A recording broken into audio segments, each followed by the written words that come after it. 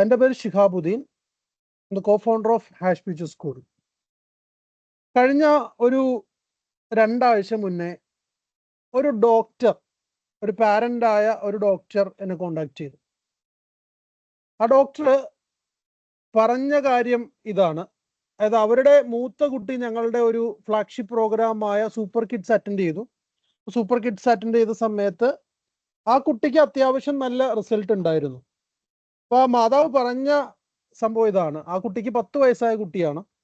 അപ്പോൾ മൂത്ത കുട്ടി ഈ പറയുന്ന പ്രോഗ്രാം ചെയ്തു. പ്രോഗ്രാമിൽ കുറച്ച് നല്ല റിസൾട്ട്സ് ഉണ്ടായി. ആ കുട്ടി ടാലൻറ്റഡ് ആണ്. അപ്പോൾ മാതാവ് ഉപയോഗിച്ച വാക്കാണ്, ആ കുട്ടി ഗിഫ്റ്റഡ് ആണ്, നല്ല ടാലൻറ്റഡ് ആണ്. പക്ഷെ ഞങ്ങളുടെ 2ാമത്തെ കുട്ടിയുണ്ട്. ആ കുട്ടിക്ക് വായിക്കാൻ അറിയില്ല, എഴുതാൻ അറിയില്ല. അപ്പോൾ ഒരു പാരന്റ് പറഞ്ഞ കൺസേൺ ആണ്. അപ്പോൾ ബേസിക്കലി ഞാൻ എൻ്റെ ഒരു ക്യൂരിയോസിറ്റിക്ക് വേണ്ടി ഈ പാരൻ്റെ അടുത്ത് ചോദിച്ചു, എത്ര വയസ്സായി കുട്ടിക്ക്? സാധാരണഗതിയിൽ പലപ്പോഴും 7 വയസ്സായ കുട്ടിയെക്കുറിച്ചും അല്ലെങ്കിൽ ഒരു 10 വയസ്സായ കുട്ടികളെ കുറിച്ചൊക്കെ പാരൻസ് ഇങ്ങനെയുള്ള ഒരു കംപ്ലൈന്റ് പറയാറുണ്ട്. എത്ര വയസ്സായ കുട്ടിക്ക് എന്ന് ഞാൻ ചോദിക്കുന്ന സമയത്ത് ആ മാതാവ് പറയാണ്, ഡോക്ടർ കൂടിയാണ്, നമ്മളൊന്ന് ആലോചിച്ച് നോക്കണം. ആ മാതാവ് പറയാണ്, കുട്ടിക്ക് 4 വയസ്സേ ആയിട്ടുള്ളൂ. 4 വയസ്സായ കുട്ടി വായിക്കുന്നില്ല, എഴുതുന്നില്ല എന്നതാണ് ആ മാതാവിന്റെ പരാതി. അപ്പൊ ബേസിക്കലി അന്നാണ് ഞാൻ ചിന്തിച്ചത്, എന്തുകൊണ്ട് നമ്മൾ ചെയ്യുന്ന ഹാഷ് ഫ്യൂച്ചർ സ്കൂളിലൊക്കെ ചെയ്യുന്ന ഒരു മെത്തേഡ് ഈ പാരൻസിനൊന്ന് പറഞ്ഞു കൊടുത്തുകൂടാ? കാരണം ബേസിക്കലി പലപ്പോഴും നമ്മൾ എപ്പോഴും വിശ്വസിക്കുന്ന നമ്മളുടെ വിദ്യാഭ്യാസ സമ്പ്രദായത്തിൽ ഒരുപാട് മിഥ്യാധാരണകളുണ്ട്. സത്യം വളരെ കുറവാണ്, അന്ധവിശ്വാസങ്ങൾ വളരെ കൂടുതലാണ്. വിദ്യാഭ്യാസ മേഖലയിലുള്ള ഒരു കാര്യം ഞാൻ പറഞ്ഞത്, അതായത് ഏറ്റവും അഡ്വാൻസ്ഡ് ആയി എന്ന് നമ്മൾ വിശ്വസിക്കുന്ന, ഏറ്റവും നല്ല രീതിയിൽ പോകുന്നു എന്ന് നമ്മൾ വിശ്വസിക്കുന്ന വിദ്യാഭ്യാസ മേഖലയിലെ പ്രശ്നമാണ് ഞാൻ ഈ പറഞ്ഞത്. ഈ ഒരു മേഖലയിൽ ഈ പറയുന്ന സത്യത്തെക്കാളേറെ അല്ലെങ്കിൽ പൊരുളിനേക്കാളേറെ മിഥ്യാധാരണകളും മിഥ്യാവിശ്വാസങ്ങളുമാണ്. അതായത് വിദ്യാഭ്യാസത്തിൽ നമ്മളുടെ നാട്ടിലൊക്കെ ഏറ്റവും കൂടുതൽ കുട്ടികളെ സ്കൂളിൽ ചേർക്കാൻ പോകുന്ന പ്രായമാണ് 3 വയസ്സ്. ഞങ്ങൾ ഹാഷ് ഫ്യൂച്ചർ സ്കൂളിലേക്ക് ഞങ്ങൾക്ക് ഏറ്റവും കൂടുതൽ എൻക്വയറി വരുന്ന പ്രായമാണ് 3 വയസ്സായ കുട്ടി, 4 വയസ്സായ കുട്ടി. അപ്പൊ നമ്മൾ പറയുന്ന ഒരു കാര്യമുണ്ട്, കുട്ടികൾ സ്കൂളിങ് 7 വയസ്സിൽ സ്റ്റാർട്ട് ചെയ്താൽ മതി. അപ്പൊ ഈ ആളുകൾ നമ്മളോട് വന്നിട്ട് പറയും, നിങ്ങൾക്കെന്തോ ഈ പറയുന്ന 4 വർഷം ഞങ്ങളുടെ കുട്ടികൾക്ക് നഷ്ടപ്പെടുന്നത് നിങ്ങൾ നികത്തി തരുമെന്ന് ചോദിക്കും. ഞാൻ പറയും, വിദേശ രാജ്യങ്ങളിൽ 7 വയസ്സിലാണ് വിദ്യാഭ്യാസമൊക്കെ സ്റ്റാർട്ട് ചെയ്യുന്നത്. നമ്മൾ ഇത്രയും നേരത്തെ ഈ പറയുന്ന 3 വയസ്സിലും 2.5 വയസ്സിലൊക്കെ കുട്ടികളെ കൊണ്ടുപോയിട്ട് പല സ്ഥാപനങ്ങളിൽ ചേർത്തിട്ട് എന്ത് റിസൾട്ട് ഉണ്ടാക്കാനാണെന്ന് ചോദിക്കുമ്പോൾ ആളുകൾ പറയുന്നത് എല്ലാവരും കൊണ്ടുപോയി ചേർക്കാമല്ലോ. അപ്പൊ എൻ്റെ കുട്ടി 4 വർഷം പുറകിലാവില്ലേ, എൻ്റെ കുട്ടി 5 വർഷം പുറകിലാവില്ലേ, ബാക്കിയുള്ളവരൊക്കെ എഴുതാൻ പഠിക്കില്ലേ, ബാക്കിയുള്ളവരൊക്കെ വായിക്കാൻ പഠിക്കില്ലേ, ബാക്കിയുള്ളവരൊക്കെ കമ്മ്യൂണിക്കേറ്റ് ചെയ്യാൻ പഠിക്കില്ലേ എന്നുള്ള ഒരുപാട് കാര്യങ്ങളാണ് ചോദിക്കുക. പക്ഷെ ഞങ്ങളുടെ വീട്ടിൽ തന്നെ ഞങ്ങളുടെ ഇളയ കുട്ടിയെ ഞങ്ങൾ 7 വയസ്സായിട്ട് ഇപ്പോൾ സ്റ്റാർട്ട് ചെയ്തിട്ടേ ഉള്ളൂ. ഞങ്ങൾക്ക് ഇതിൽ യാതൊരു മിസ്സിങ്ങും ഫീൽ ചെയ്തിട്ടില്ല.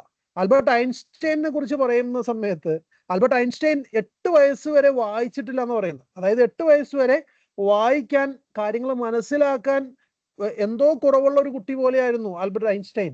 അദ്ദേഹം 8 വയസ്സിൽ വായിച്ചു തുടങ്ങിയിട്ട് 12 വയസ്സായപ്പോഴത്തേക്കും അദ്ദേഹം എന്ത് ചെയ്തു, ഡിഗ്രി തലത്തിലുള്ള കുട്ടികൾ പഠിക്കുന്ന ഫിസിക്സിന്റെയും മാത്തമാറ്റിക്സിന്റെയും സബ്ജക്റ്റുകൾ കവർ ചെയ്തെന്നവർ. അവിടെയും നിങ്ങൾ ശ്രദ്ധിക്കുക, ഫിസിക്സും മാത്തമാറ്റിക്സും മാത്രം. ഓക്കെ, ഈ പറയുമ്പോൾ പല കാര്യങ്ങളും നമ്മൾ പറയേണ്ടതായിട്ടുണ്ട്. ഇത് പറഞ്ഞു പോയിട്ടേ നമുക്ക് ഈ സൊല്യൂഷനെ കുറിച്ച് പറയാൻ പറ്റൂ.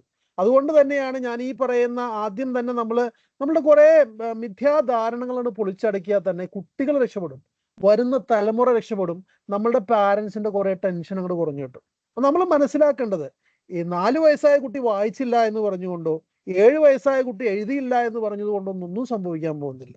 ഇപ്പൊ 7 വയസ്സായ ഒരു കുട്ടിയുടെ ഒരു റിപ്പോർട്ട് കൊണ്ടൊക്കെ വന്നിരിക്കുന്നത്. അതായത് കഴിഞ്ഞ ദിവസം ഒരു പാരന്റ് ഒരു റിപ്പോർട്ട് ഷെയർ ചെയ്യാണ്, 7 വയസ്സായ കുട്ടിക്ക് എഴുത്തിന് എന്തോ പ്രശ്നമുണ്ട്, ബാക്കി എല്ലാ കാര്യങ്ങളും, അതായത് അത്യാവശ്യം ഒരു സ്ലോ ലേണർ ആണെന്നൊക്കെയാണ് പറയുന്നത്, പക്ഷേ എഴുത്തിന് എന്തോ കുറവുണ്ട്, അതുകൊണ്ട് എന്തോ കാര്യമായ വൈകല്യമുണ്ട്, ട്രീറ്റ്മെന്റ് വേണം എന്ന് പറഞ്ഞുകൊണ്ടൊരു സൈക്കോളജിസ്റ്റിന്റെ റിപ്പോർട്ട് കൊണ്ടൊക്കെ വന്നിരിക്കുന്നത്.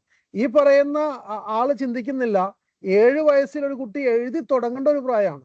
7 വയസ്സാകുമ്പോഴാണ് ഒരു മോട്ടോർ ന്യൂറോൺ, അല്ലെങ്കിൽ 6 വയസ്സ് കഴിയുമ്പോഴാണ് കുട്ടികളിൽ മോട്ടോർ ന്യൂറോൺ, അതായത് ഒരു സാധനം ഗ്രിപ്പിൽ പിടിക്കാൻ പറ്റുന്ന മോട്ടോർ ന്യൂറോണുകൾ ഡെവലപ്പ് ആവുന്നു. അല്ലേ? ഹാർഡ്വെയർ ഇല്ലാണ്ട് സോഫ്റ്റ്വെയർ റൺ ചെയ്യുമോ?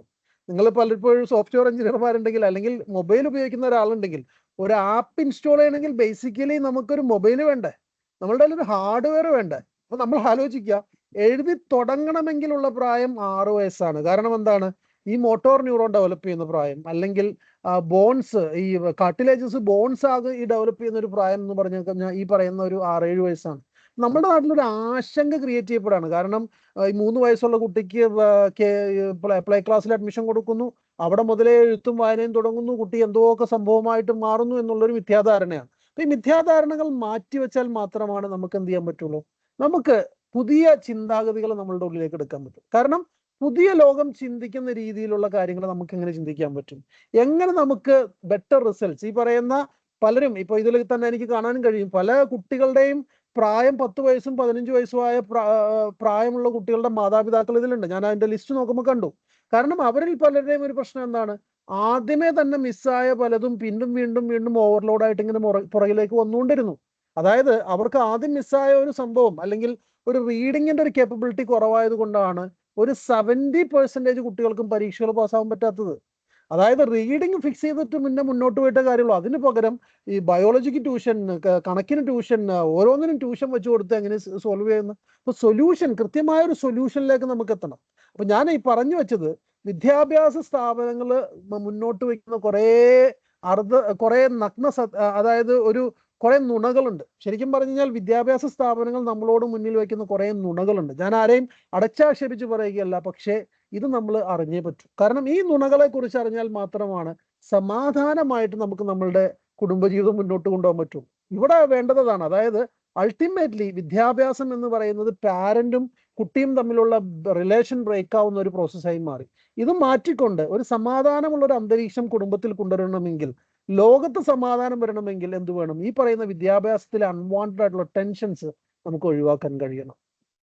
അവിടെ നമ്മൾ പലപ്പോഴും കുട്ടികളെ പഠിപ്പിക്കുന്ന രീതി എന്തൊക്കെയാണ്? കുട്ടികളെ എഴുത്ത് പഠിപ്പിക്കുകയാണ്, ഭാഷകൾ 3, 4, 5 ഭാഷകൾ പഠിപ്പിക്കുകയാണ്, കണക്കിന്റെ മൾട്ടിപ്ലിക്കേഷൻ ടേബിളുകളും ബാക്കിയുള്ള ഒരുപാട് കാര്യങ്ങളും, ഏറ്റവും ഫാസ്റ്റ് ആയിട്ട് കണക്ക് കൂട്ടാനുള്ള ട്രിക്കുകളൊക്കെ പഠിപ്പിക്കുകയാണ്.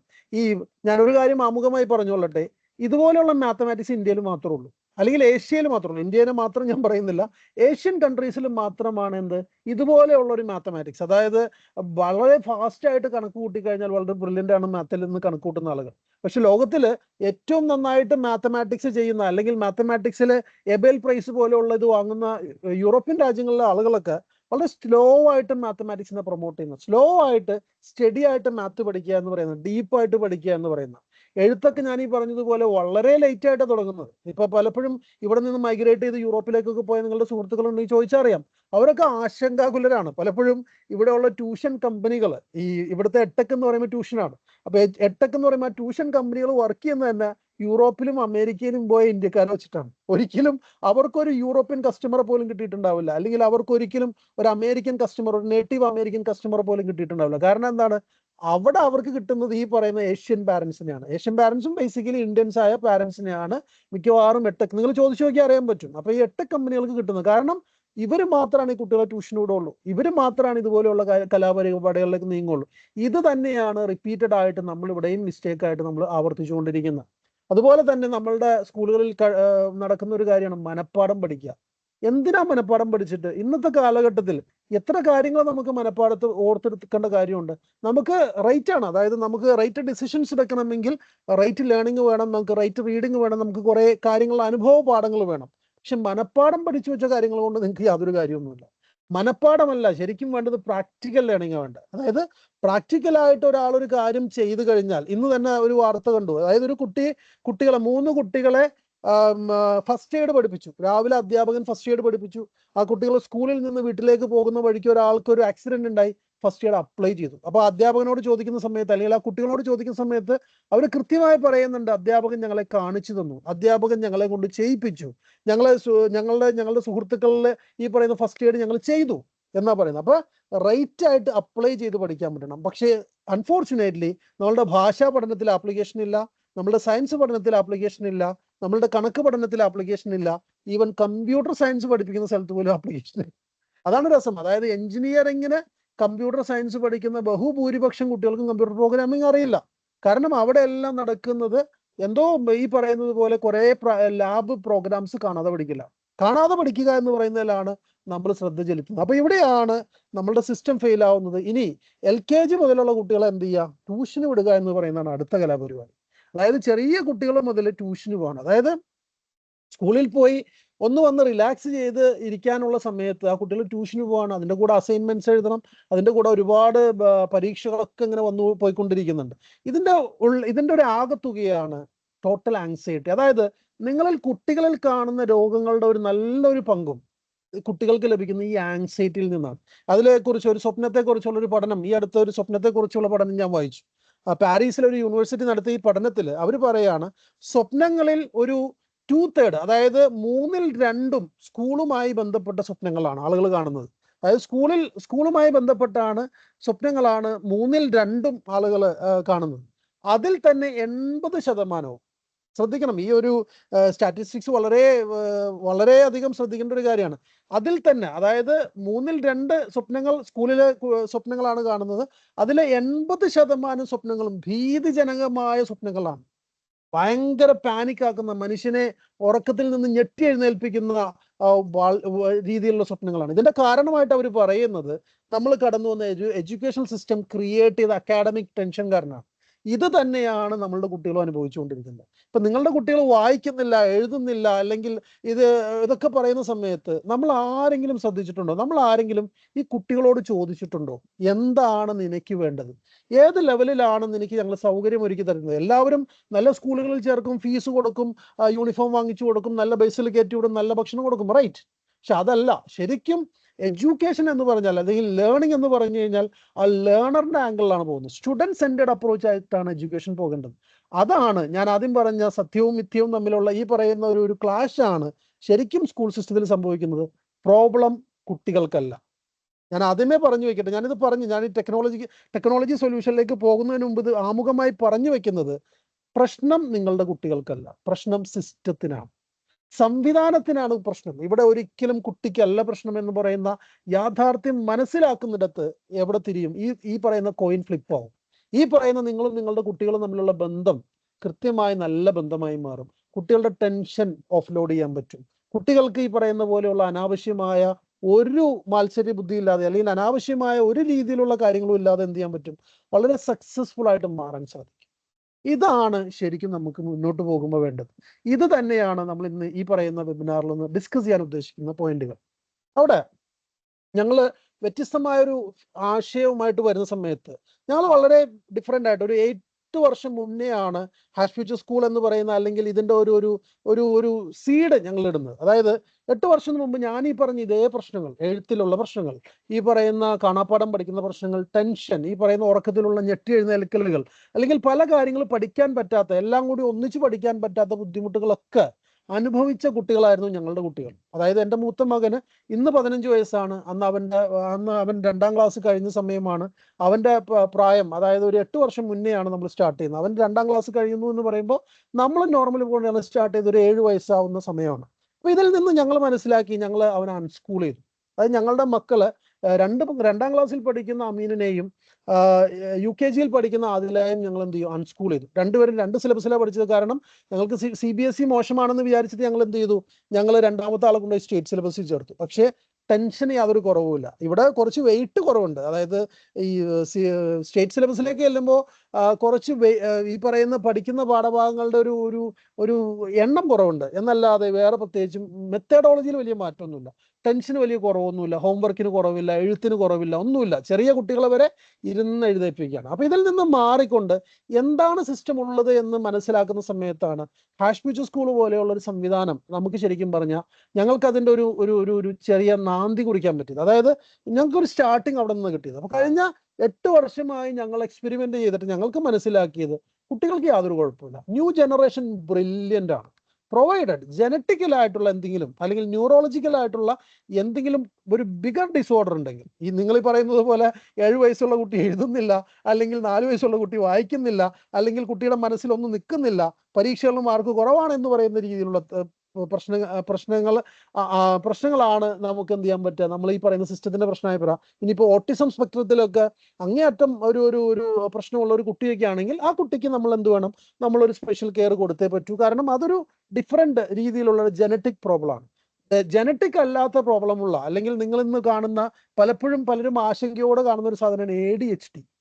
ADHD, അതായത് അറ്റൻഷൻ ഡിസോർഡർ. ഈ അറ്റൻഷൻ ഡിസോർഡറിന് വേണ്ടി ട്രീറ്റ് ചെയ്യപ്പെടുന്ന കുട്ടികളെ പലപ്പോഴും സൈക്കോളജിക്കൽ ഡ്രഗുകൾ ഉൾപ്പെടെ കൊടുക്കുന്ന കുട്ടികൾ ഒരുപാടുണ്ട്. അപ്പൊ ഈ പറയുന്ന ലെവലില് ആങ്സൈറ്റിയാണ്, അതായത് അനാവശ്യമായ ഒരു ആങ്സൈറ്റി ക്രിയേറ്റ് ചെയ്യാണ്. ADHD ഉള്ള കുട്ടി ഉണ്ടെങ്കിൽ ഉറപ്പിക്കുക, ADHD ഉള്ള ഒരു പാരന്റ് ഉണ്ട് ആ കുട്ടിക്ക്. അപ്പൊ ആ പാരന്റ് നല്ല രീതിയിൽ ലോകത്ത് സർവൈവ് ചെയ്യുന്നുണ്ട് അല്ലെ? ആ പാരന്റ്, അതായത് ADHD ഉള്ള കുട്ടികളിൽ 45% കുട്ടികൾക്കും പാരന്റിന്, അതായത് പാരന്റ് ആയിട്ട് ഫാദറിനോ മദറിനോ ആരെങ്കിലും ADHD ഉണ്ടാവും. അപ്പൊ ഇത്രയും ഇത് പഠനം തെളിയിക്കുന്നതാണ്. അത് മാത്രമല്ല, ഇന്ന് അതിന്റെ ഒരു വേരിയബിൾ റേറ്റ് വരുന്നത് കാരണം ഇന്ന് നമുക്ക് എല്ലാവർക്കും ഉണ്ട്. ഇന്നിപ്പോ എനിക്കുണ്ട്, അല്ലെങ്കിൽ എൻ്റെ ഭാര്യക്കുണ്ട്, അല്ലെങ്കിൽ എൻ്റെ മക്കൾക്കുണ്ട്, എല്ലാവർക്കും ഈ ഒരു കൈൻഡ് ഓഫ് ഒരു അറ്റൻഷൻ ഡിസോർഡർ ഉണ്ട്. കാരണം നമുക്ക് ഫാസ്റ്റായിട്ട് ചെയ്യാൻ പറ്റുന്ന കാര്യങ്ങൾ വന്നു കഴിഞ്ഞതുകൊണ്ടാണ്. പണ്ടത്തെ പോലെ നമുക്ക് ഒരുപാട് നേരമൊക്കെ എന്ത് ചെയ്യാൻ പറ്റില്ല, നമുക്ക് വെയിറ്റ് ചെയ്യേണ്ട നമുക്ക് ആവശ്യമില്ല. കാരണം അത്ര ഫാസ്റ്റായിട്ട് നമുക്ക് കാര്യങ്ങൾ ചെയ്യാനും നമുക്ക് വർക്കൗട്ട് ചെയ്യാനുമുള്ള ഒരു സിറ്റുവേഷൻ വന്നതുകൊണ്ടാണ്. അപ്പൊ ഇങ്ങനെ വരുന്ന ഒരു സിസ്റ്റത്തിലാണ് നിങ്ങൾ ഹാഷ് പിച്ച് സ്കൂൾ പോലെയുള്ള ഒരു ഡിഫറെൻ്റ് ആയിട്ടുള്ള സിസ്റ്റം ബിൽഡ് ചെയ്തത്. ഞാൻ യാദൃശികമായി പറഞ്ഞതാണ്. ഞങ്ങൾക്ക് ഈ യാത്രയിൽ മനസ്സിലായത്, കുട്ടികൾക്ക് യാതൊരു പ്രശ്നവുമില്ല, കുട്ടികൾക്ക് യാതൊരു കുഴപ്പമില്ല, കുട്ടികൾ ബ്രില്യൻ്റ് ആണ്, അവർ പുതിയ ജനറേഷനിലേക്ക് വേണ്ടി വളർന്നതാണ്, പുതിയ ജനറേഷനിലേക്ക് വേണ്ടി ഒരു ജനറ്റിക് കോഡിങ് നടന്നതാണ്, മാറ്റം സംഭവിച്ച ആളുകളാണ്. അതിനെ കണ്ടെയ്ൻ ചെയ്യാൻ എന്ത് പറ്റിയില്ല, നിലവിലുള്ള സിസ്റ്റം ഫെയിലായി എന്നുള്ളതാണ്. നിലവിലുള്ള എഡ്യൂക്കേഷണൽ സിസ്റ്റം അട്ടർ ഫെയിലായി എന്നുള്ളതാണ് ഞങ്ങൾക്ക് മനസ്സിലായത്. അത് ഞാനൊന്ന് യാദൃശ്ചികമായിട്ട് പറഞ്ഞു പോയെന്നേ ഉള്ളൂ. അപ്പൊ ഇവിടെ ഞങ്ങൾ ഹാഷ് പിച്ച് സ്കൂളിലേക്ക് വരുന്ന സമയത്ത് പല കുട്ടികളും പല റിസൾട്ടുകൾ കാണിക്കുന്നത് നിങ്ങൾക്ക് കാണാൻ സാധിക്കും. അതായത് പല കുട്ടികൾക്കും നമ്മൾക്ക് പല രീതിയിൽ, അതായത് ചെറിയൊരു കുട്ടി കോഡിങ് സ്റ്റാർട്ട് ചെയ്യുന്നു, അല്ലെങ്കിൽ കുട്ടികൾ കമ്മ്യൂണിറ്റി പ്രൊജക്റ്റുകൾ സ്റ്റാർട്ട് ചെയ്യുന്നു, കുട്ടികൾ സ്വന്തമായ സംരംഭങ്ങളും അല്ലെങ്കിൽ മറ്റു കാര്യങ്ങളൊക്കെ സ്റ്റാർട്ട് ചെയ്യുന്നു, ഒരു ഫിനാൻഷ്യൽ ഏർണിംഗ് മോഡലിലേക്കൊക്കെ തുടക്കത്തിലേ പോകുന്നു, ഒരു ഇൻഡിപെൻഡന്റ് ആയിട്ട് ചിന്തിക്കുന്നു എന്ന് പറയുന്ന ഒരു മോഡലിലൊക്കെ നമുക്ക് ബിൽഡ് ചെയ്യാൻ സാധിക്കുന്നുണ്ട്. കാരണം ഇത് നമ്മൾക്ക് ചെയ്യാൻ പറ്റുന്നത് പല കാര്യങ്ങൾ കൊണ്ടാണ്. ഞാൻ അതിൻ്റെ എങ്ങനെയാണ് ഇത് പോസിബിൾ ആവുന്നത് എന്നൊന്ന് ഞാനൊന്ന് ജസ്റ്റ് ഒന്ന് പറയാം. അതായത് നമ്മൾ ഹാഷ് പിച്ച് സ്കൂളിലേക്ക് വരുമ്പോൾ നമ്മൾ ഈ കുട്ടികൾക്ക് കൊടുക്കുന്നത് സമാധാനത്തോടെ പഠിക്കുവാനുള്ള ഒരു സമയമാണ്.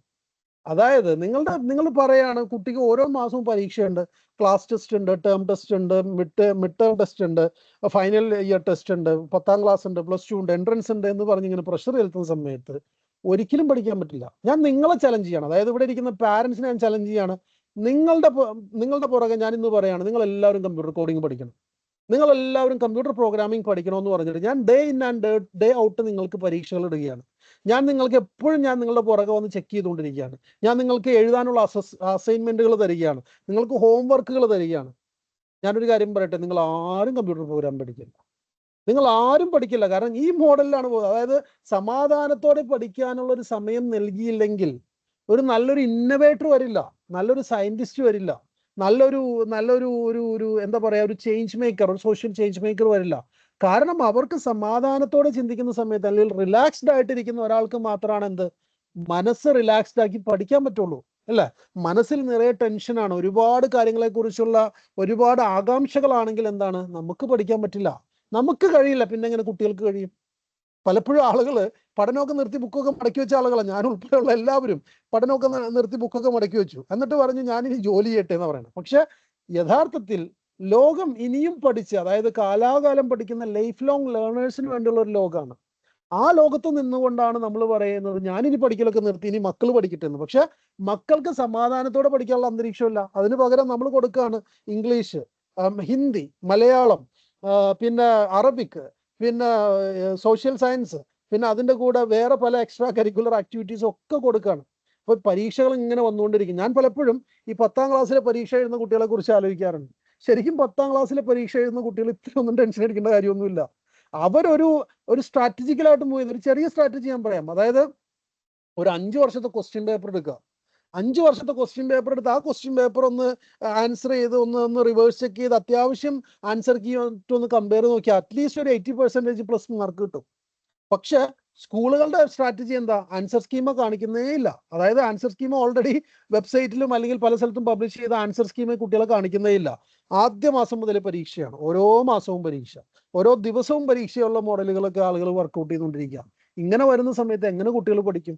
അപ്പോൾ കുട്ടികൾക്ക് പഠിക്കണമെങ്കിൽ സമാധാനത്തോടെ പഠിക്കാനുള്ള സമയം നൽകണം. ഇനി വേറൊരു കാര്യം ശ്രദ്ധിക്കേണ്ടത് ഇതാണ്. അതായത് നമ്മളുടെ വീട്ടിലൊരു കുട്ടിക്ക് വായിക്കാൻ അറിയില്ല. ഞാൻ ആദ്യം പറഞ്ഞു വന്ന ഒരു കാര്യമാണ്. അതായത് ഒരു കുട്ടിക്ക് ഒരു സംഭവം മനസ്സിലാവുന്നില്ല, സയൻസ് മനസ്സിലാവുന്നില്ല. ഫോർ എക്സാമ്പിൾ, ഇതിന്റെ ബേസിക് പ്രോബ്ലം സയൻസ് മനസ്സിലാവാത്തതല്ല, നമ്മൾ മനസ്സിലാക്കേണ്ട ഒരു കാര്യം, സയൻസ് മനസ്സിലാവാത്തതല്ല, ആ കുട്ടിക്ക് വായിക്കാൻ അറിയാത്തതാണ്. അപ്പൊ നമ്മൾ ആദ്യം ചെയ്യേണ്ട സൊല്യൂഷൻ എന്താ? വായിക്കാൻ വേണ്ടി ഉള്ള ഒരു സമയം, വായിക്കാൻ പഠിക്കാൻ വേണ്ടി ഒരു സമയം മാത്രം കൊടുക്കുക. നമ്മൾ ഈ പറയുന്ന പോലെ ഒരു സ്കൂളിലേക്ക് വിട്ടിട്ട് സോഷ്യൽ സയൻസ് ഉണ്ട്, ഹിന്ദി ഉണ്ട്, മലയാളം ഉണ്ട്, അറബിക് ഉണ്ട്, എല്ലാം കൂടി മിക്സ് ചെയ്തിട്ട് ഒരു അവിയൽ സാമ്പാർ ഒരുമായിട്ട് കുട്ടിക്ക് കൊടുക്കാതിരിക്കുക. ആ കുട്ടിയെ സ്കൂളിൽ നിന്ന് നിങ്ങളൊന്ന് വലിച്ചു നോക്കി. ആ കുട്ടി, ഇപ്പൊ ഒരു കുട്ടിക്ക് ഒരു പാഠഭാഗങ്ങൾ മനസ്സിലാവുന്നില്ല, മൊത്തത്തിൽ നിങ്ങൾ നോക്കിക്കഴിഞ്ഞാൽ കുട്ടിക്ക് ഒരു പ്രശ്നമാണെന്ന് നിങ്ങൾക്ക് ഫീൽ ചെയ്യാണ്. ആ കുട്ടിയെ സ്കൂളിൽ നിന്നൊന്ന് വലിക്കുക. ഒരു 6 മാസം അത്യാവശ്യം നല്ല രീതിയിൽ വായിക്കാൻ വേണ്ടി നല്ല രസകരമായ കഥകളും അല്ലെങ്കിൽ നല്ല രസകരമായ ഗെയിം വരെ കളിച്ച് വായിക്കാൻ പറ്റും. ഞാനത് കാണിച്ചു തരാം. ഒരുപാട് ആപ്ലിക്കേഷൻസ് അവൈലബിൾ ആണ്. അതിലേക്ക് എത്താം. പക്ഷെ നമ്മൾ മനസ്സിലാക്കേണ്ടത്, സമാധാനമായിട്ട് പഠിക്കാൻ, ഒരൊറ്റ വിഷയത്തിൽ കോൺസെൻട്രേറ്റ് ചെയ്യാൻ, അല്ലെങ്കിൽ ഉള്ള ഒരു പ്രോബ്ലത്തെ ഒന്നൊന്ന് മിറ്റിഗേറ്റ് ചെയ്യാൻ, അല്ലെങ്കിൽ എൻ്റെതായ ഒരു സിസ്റ്റത്തിലേക്ക് എനിക്ക് വരാൻ, ഒരു പഠിതാവ് ഏറ്റവും ശരിക്കും വർക്കൗട്ട് ചെയ്യേണ്ടത്, അല്ലെങ്കിൽ ഒരു ലേണർ ഏറ്റവും ശരിക്കും വർക്കൗട്ട് ചെയ്യുന്നത് എൻ്റെ സ്ട്രാറ്റജിയിലാണ്. പലപ്പോഴും ഞങ്ങളുടെ സ്കൂളിലേക്ക് വരുമ്പോൾ നിങ്ങൾക്ക് ഒരൊറ്റ ലാംഗ്വേജ് ലാബ് ഉള്ളൂ.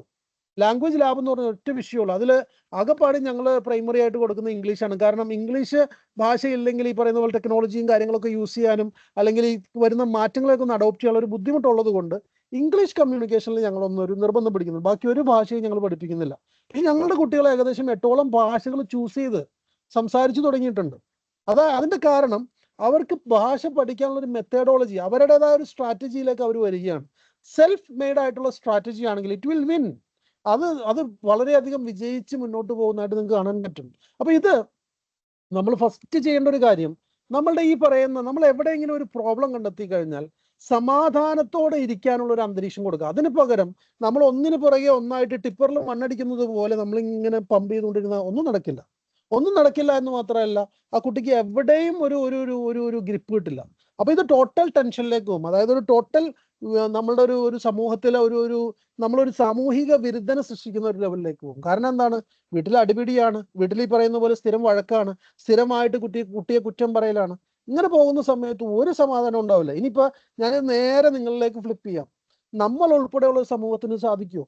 നമ്മളെ കൊണ്ട് സാധിക്കാത്ത കാര്യങ്ങൾ കുട്ടികളെ കൊണ്ട് സാധിക്കുമോ? ഇല്ല. കാരണം അവർ കുറച്ചും കൂടി ടെൻഡർ ഏജ് ആണ്, അവർ വളർന്നു വരുന്ന പ്രായമാണ്. പിന്നെ പലപ്പോഴും ആളുകൾ ശ്രമിക്കുന്ന ഒരു കാര്യമാണ് കുട്ടികളിൽ ഡിസിപ്ലിൻ വളർത്തുക. ഇന്നുകൂടി ഞാൻ ഒരാളെ കണ്ടു. അപ്പൊ അദ്ദേഹം പറഞ്ഞു, എനിക്ക് കുട്ടി പഠിച്ചില്ലെങ്കിലൊന്നും കുഴപ്പമില്ല, പക്ഷെ ഡിസിപ്ലിൻഡ് ആയിരിക്കണമെന്ന്. അപ്പൊ ഞാൻ അദ്ദേഹത്തിന്റെ അടുത്ത് ചോദിച്ചു, ഈ ഡിസിപ്ലിൻ കൺട്രോൾ ചെയ്യുന്ന എക്സിക്യൂട്ടീവ് ബ്രെയിൻ എന്ന് പറഞ്ഞൊരു പാർട്ട് ഉണ്ട്. ഞാൻ നേരത്തെ പറഞ്ഞ ആ ഒരു ഹാർഡ്വെയർ ഇല്ലാതെ സോഫ്റ്റ്വെയർ പറ്റില്ല എന്ന് പറഞ്ഞതുപോലെ, അതായത് മൊബൈൽ ഇല്ലാതെ നിങ്ങൾക്ക് ഒരു ആപ്പ് ഇൻസ്റ്റാൾ ചെയ്യാൻ പറ്റില്ല. കാരണം എന്താ? ചുവരില്ലാതെ ചിത്രം വരയ്ക്കാൻ പറ്റില്ല. ഞാൻ അദ്ദേഹത്തിന്റെ അടുത്ത് പറഞ്ഞു, സുഹൃത്തെ, ഈ കുട്ടിക്ക് ഈ എക്സിക്യൂട്ടീവ് ബ്രെയിൻ എന്ന് പറയുന്ന ഒരു ബ്രെയിൻ ഉണ്ട്. അതായത് പ്രീ ഫ്രണ്ടൽ കോർട്ടെക്സ് എന്ന് പറയും. അതായത് ബ്രെയിനിന്റെ മുൻഭാഗം. അപ്പൊ ഈ മുൻഭാഗമാണ് ഇത് ഡെവലപ്പ് ചെയ്യുന്ന പ്രായം 20 വയസ്സാണ്. 20 വയസ്സിന് മുന്നേ തന്നെ കുട്ടീനെ നമ്മൾ എന്ത് ചെയ്യുന്നു? നമ്മൾ ഭയങ്കര ഓർഡറിലാക്കി, അതായത് അലമാരയിലെല്ലാം അടക്കി വെച്ചുകൊണ്ട്, നിന്റെ എല്ലാ പുസ്തകക്കെട്ടുകളും അടക്കി വെച്ചുകൊണ്ട്, നീ വളരെ ടൈഡി ആയിട്ട് നല്ല നല്ല നല്ല അയൺ ചെയ്ത ഷർട്ടും ഷൂസും നല്ല പോളിഷ് ചെയ്ത ഷൂസൊക്കെ ഇട്ട് നടക്കണം എന്ന് പറഞ്ഞാൽ അത് എക്സിക്യൂട്ട് ചെയ്യാനുള്ള ബ്രെയിൻ ഇല്ല. ചില കുട്ടികൾ ചെയ്യും. അത് ചിലപ്പോൾ ഭീഷണിയുടെ പുറത്തായിരിക്കാം, ചിലപ്പോൾ ഒരു താല്പര്യത്തിന്റെ പുറത്തായിരിക്കാം. പക്ഷെ അത് പ്രോപ്പറായിട്ട് എക്സിക്യൂട്ട് ചെയ്യാനുള്ള ഒരു ബ്രെയിൻ ഇല്ലാത്ത സ്ഥലത്ത് ഹാർഡ്വെയർ ഇല്ലാതെ സോഫ്റ്റ്വെയർ ചെയ്യാൻ പറ്റില്ല. അപ്പൊ അത് നമ്മൾ മനസ്സിലാക്കുക. നമ്മൾ ഈ പറയുന്ന യാഥാർത്ഥ്യങ്ങൾ തിരിച്ചറിച്ച് മുന്നോട്ട് പോകുക. ഇപ്പൊ പലപ്പോഴും നമ്മൾ ക്രിയേറ്റ് ചെയ്യാൻ ശ്രമിക്കുന്ന, അല്ലെങ്കിൽ ഉരുട്ടി എഴുതാൻ വേണ്ടി സമയത്ത് ഈ പറയുന്ന മോട്ടോർ ന്യൂറോൺ ഇല്ല. ഈ പറയുന്ന രീതിയിൽ എനിക്കൊരു കാര്യം ഗ്രിപ്പോടെ പിടിക്കാൻ പറ്റുന്ന അല്ലെങ്കിൽ ഒരു സംവിധാനം എൻ്റെ കയ്യിലില്ല. ഇപ്പൊ 7 വയസ്സിലാണ് അത് ഡെവലപ്പ് ചെയ്യുന്നത്. ഇതെല്ലാം സയന്റിഫിക് ആണ്. അപ്പൊ ആളുകൾ ചോദിക്കും, ഇതൊക്കെ സ്കൂൾ നടത്തുന്നവർക്ക് അറിയില്ലേ, ഈ എഡ്യൂക്കേഷൻ സിസ്റ്റം ബിൽഡ് ചെയ്തവർക്ക് അറിയില്ലെന്ന്. അറിയാമായിരുന്ന ഒരു കാലഘട്ടം ഉണ്ടായിരുന്നു. നിങ്ങൾ ശ്രദ്ധിച്ചാൽ മതി. അതായത് 7 വയസ്സാകുന്ന സമയത്ത് ഒരു കുട്ടിയെ സ്കൂളിൽ ചേർക്കുന്ന ഒരു കാലഘട്ടം നമ്മുടെ നാട്ടിലും ഉണ്ടായിരുന്നു. പിന്നീട് എന്ത് സംഭവിച്ചു? ഇതൊരു ബിസിനസ്സാണ്. ഈവൻ ഞാനും ചെയ്യുന്ന ഒരു ബിസിനസ് ആട്ടോ. അതിൽ ഞാൻ വേറൊന്നും പറയുന്നില്ല. പക്ഷെ ബിസിനസ് ആവുന്ന സമയത്ത് എന്ത് ചെയ്യും? ഓട്ടോമാറ്റിക്കലി ബിസിനസ്സിലേക്ക് കൂടുതൽ ആളുകളെ കൊണ്ടുവരണമെങ്കിൽ LKG വേണം, ഈ പറയുന്ന പ്ലേ ക്ലാസ് വേണം. ഇനി 6 മാസമുള്ള ഒരു കുട്ടിയെ നിങ്ങൾ അഡ്മിറ്റ് ചെയ്യുമെന്ന് പറഞ്ഞാൽ അതിന് അഡ്മിഷൻ എടുക്കാൻ വേണ്ടി പാരൻസ് ക്യൂ നിൽക്കും. എന്നിട്ട് സ്കൂളുകൾ എന്ത് പറയും? നിങ്ങളുടെ കുട്ടിയെ നടക്കാൻ പഠിക്കണമെങ്കിൽ സ്കൂളിലേക്ക് 6 മാസത്തിൽ ചേർക്കണം. ഒരു ജനറേഷൻ കഴിയുമ്പോൾ നമ്മൾ വിശ്വസിക്കും. എന്ത് വിശ്വസിക്കും? 6 മാസത്തിൽ കുട്ടികളെ സ്കൂളിൽ ചേർത്താലാണ് കുട്ടികൾ നടക്കാൻ പഠിക്കുകയുള്ളൂ. സ്വാഭാവികമായിട്ടും വിശ്വസിക്കുന്ന കാര്യമാണ്. പക്ഷേ ശരിക്കും ഞങ്ങൾ ഫോളോ ചെയ്യുന്ന അജൈൽ ലേണിംഗ് പ്രിൻസിപ്പിൾ പറയുന്ന ഇതാണ്: all the children are natural learners, all human beings are natural learners. നമ്മൾ സ്കൂളിൽ നിന്ന് ഒന്നും പഠിപ്പിക്കണ്ട. സ്കൂളിൽ നിന്ന് ഒരു ഫ്രെയിം വർക്ക് കൊടുക്കുക. അവർക്ക് ചെയ്യാനുള്ള കുറെ കാര്യങ്ങളുടെ ഒരു ലിസ്റ്റും കാര്യങ്ങളൊക്കെ എന്ത് ചെയ്യാം, നമ്മൾ കുറച്ച് കേസ് സ്റ്റഡികളും കുറച്ച് ഡിസ്കഷൻ മോഡലുകളും കുറച്ച് പ്രൊജക്റ്റുകളൊക്കെ കൊടുത്തു കഴിഞ്ഞാൽ അവർ ചെയ്തോളും.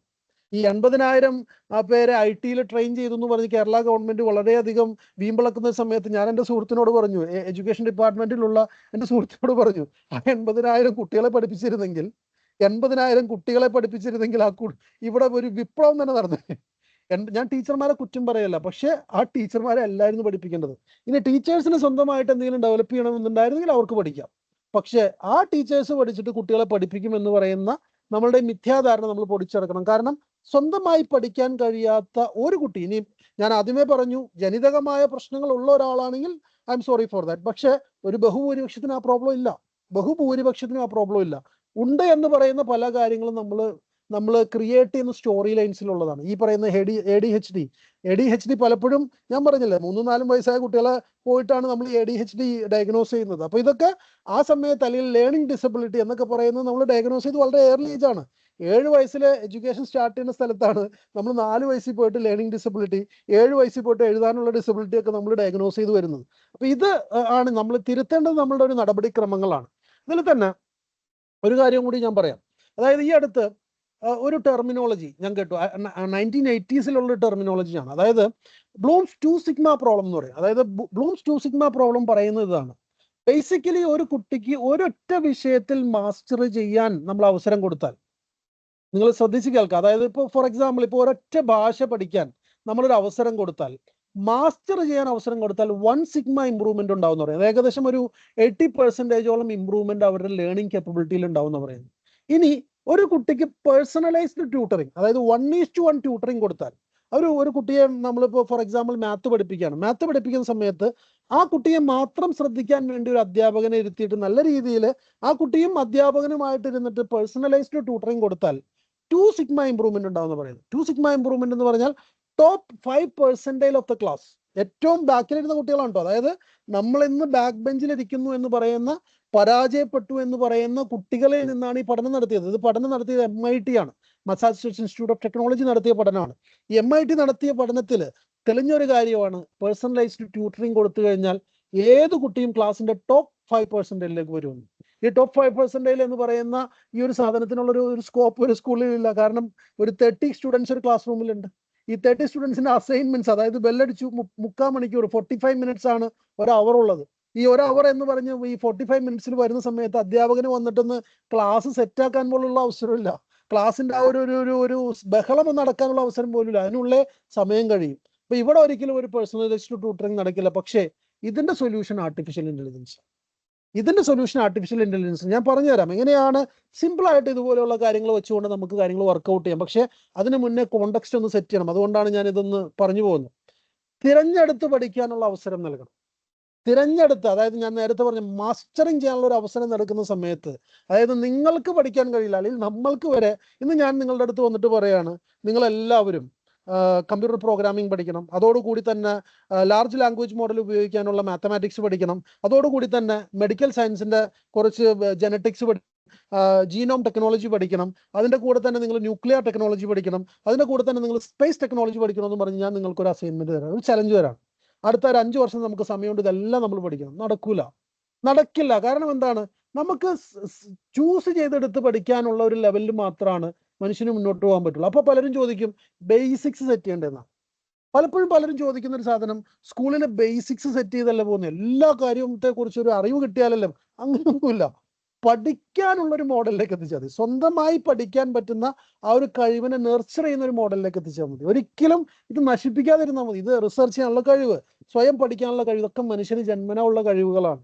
ഈ കഴിവുകളെ നശിപ്പിക്കാതിരിക്കാനും സ്വതന്ത്രമായി പഠിക്കാനുള്ളതും സ്വന്തമായി വിഷയങ്ങൾ തിരഞ്ഞെടുത്ത് പഠിക്കാനുള്ള ഒരു അവസരം നൽകി കഴിഞ്ഞാൽ ഏത് കുട്ടിയും ബ്രില്യൻ്റ് ആയിട്ട് മാറും. പിന്നെ അടുത്തത് ടെക്നോളജിയാണ്. ഇന്ന് നമ്മളുടെ മുന്നിൽ ഒരു വിളക്കായി തെളിഞ്ഞു നിൽക്കുന്നത് ടെക്നോളജിയാണ്. ആർട്ടിഫിഷ്യൽ ഇന്റലിജൻസിന്റെ കണ്ടുപിടുത്തം വളരെ, അതായത് നിങ്ങൾ എത്ര പേര് ടെക്നോളജി ഫീൽഡുമായിട്ട് ബന്ധമുണ്ടെന്ന് എനിക്കറിയില്ല, പക്ഷെ എൻ്റെ ഒരു ജീവിതത്തിൽ വരുത്തിയ മാറ്റം ഞാൻ പറയാം. എൻ്റെ ജീവിതത്തിൽ അടുത്തൊരു 25 കൊല്ലം കൊണ്ട് ഞാൻ ഉണ്ടാക്കാമെന്ന് വിചാരിച്ച കാര്യങ്ങൾ എനിക്ക് കഴിഞ്ഞ ഒരു വർഷം കൊണ്ട് ഉണ്ടാക്കാൻ കഴിഞ്ഞു. എനിക്ക് കഴിഞ്ഞ ഒരു വർഷം കൊണ്ട് ഞങ്ങൾ സ്വപ്നത്തിൽ പോലും വിചാരിക്കാത്ത ഒരു കാര്യമാണ്, അല്ലെങ്കിൽ ഞങ്ങൾ വളരെയധികം സ്പെൻഡ് ചെയ്യണം എന്ന് വിചാരിച്ച ഒരു കാര്യമാണ് ഇപ്പോൾ കുട്ടികളുടെ അസസ്മെന്റ്. കുട്ടികളുടെ അസസ്മെന്റിൽ ഞങ്ങൾ ഏകദേശം ഒരു 30+ സ്കില്ലുകളിൽ കുട്ടികളെ മാപ്പ് ചെയ്യുന്നുണ്ട്. ഇതുപോലൊരു സിസ്റ്റത്തെ കുറിച്ച് ഞങ്ങൾ ഡിസ്കസ് ചെയ്യുന്ന സമയത്ത് ഭയങ്കര ചിലവായിരുന്നു. അതായത് വലിയ ഒരു കൊട്ടേഷനാണ് ഞങ്ങൾക്ക് കിട്ടിയത്. അതുകൂടാതെ തന്നെ ആ ടെക്നോളജി ഒന്നും അത്രയും വളർന്നിട്ടില്ല. അതുകൊണ്ട് തന്നെ പലപ്പോഴും ഇത് വളരെയധികം എന്താ പറയുക, വളരെ പ്രീമച്യൂർ ആയിരുന്നു. അതുപോലൊരു സിസ്റ്റം ഞങ്ങൾക്ക് ഇന്ന് ബിൽഡ് ചെയ്യാൻ പറ്റിയത് ഈ പറയുന്ന ആർട്ടിഫിഷ്യൽ ഇന്റലിജൻസ് വെച്ചിട്ടാണ്. വെറും പ്ലെയിൻ ഇംഗ്ലീഷിൽ പറഞ്ഞു കൊടുത്തു കഴിഞ്ഞാൽ പ്രോഗ്രാമിംഗ് ചെയ്ത് നിങ്ങൾക്ക് കിട്ടുന്ന ഒരു ആപ്ലിക്കേഷൻ എന്ന് പറഞ്ഞാൽ വളരെ നല്ലൊരു സെറ്റപ്പ് ആപ്ലിക്കേഷനാണ്. ഒരു കമ്പ്യൂട്ടർ സയൻസ് എഞ്ചിനീയറുടെ കാലഘട്ടം എങ്ങനെയാണെന്ന് ചോദിച്ചാൽ, ടൂൾ ഉപയോഗിക്കുന്ന AI ഉപയോഗിക്കുന്ന ആർട്ടിഫിഷ്യൽ ഇന്റലിജൻസ് ഉപയോഗിക്കുന്ന ഒരു കമ്പ്യൂട്ടർ സയൻസ് എഞ്ചിനീയർക്ക് ഇനി നിലനിൽപ്പുള്ളൂ. ആർട്ടിഫിഷ്യൽ ഇന്റലിജൻസ് ഉപയോഗിക്കുന്ന ഡോക്ടർക്ക് ഇനി നിലനിൽപ്പുള്ളൂ. ആർട്ടിഫിഷ്യൽ ഇന്റലിജൻസ് ഉപയോഗിക്കുന്ന ബാക്കി സിവിൽ എഞ്ചിനീയർക്ക് ഇനി നിലനിൽപ്പുള്ളൂ എന്ന് പറയുന്ന ലെവലിലേക്ക് കാര്യങ്ങൾ പോയി. നമ്മൾ ഇന്ന് കണ്ടുകൊണ്ടിരിക്കുന്ന ഒരു പല ജോബുകളും അടുത്ത ഒരു 10 വർഷത്തിനുള്ളിലില്ല. ഈ 10 വർഷത്തിനുള്ളിലില്ല എന്ന് 10 കൊല്ലം മുമ്പത്തെ കണ്ടുപിടുത്താണ്. പക്ഷെ ഇനി മുന്നോട്ട് പോകുമ്പോൾ 2 വർഷത്തിനുള്ളിലേ മാറും. 2 വർഷത്തിനുള്ളിലെ ഇന്ന് കമ്പ്യൂട്ടർ സയൻസ് എഞ്ചിനീയറിംഗ് പഠിച്ചിറക്കുന്ന കുട്ടികൾക്ക് ജോലി ഉണ്ടാവില്ല. ഇന്ന് കമ്പ്യൂട്ടർ സയൻസ് എഞ്ചിനീയറിംഗിന് പോകുന്ന കുട്ടികൾ പഠിക്കുന്ന ഒന്നും ഓൾറെഡി തന്നെ ഇല്ല.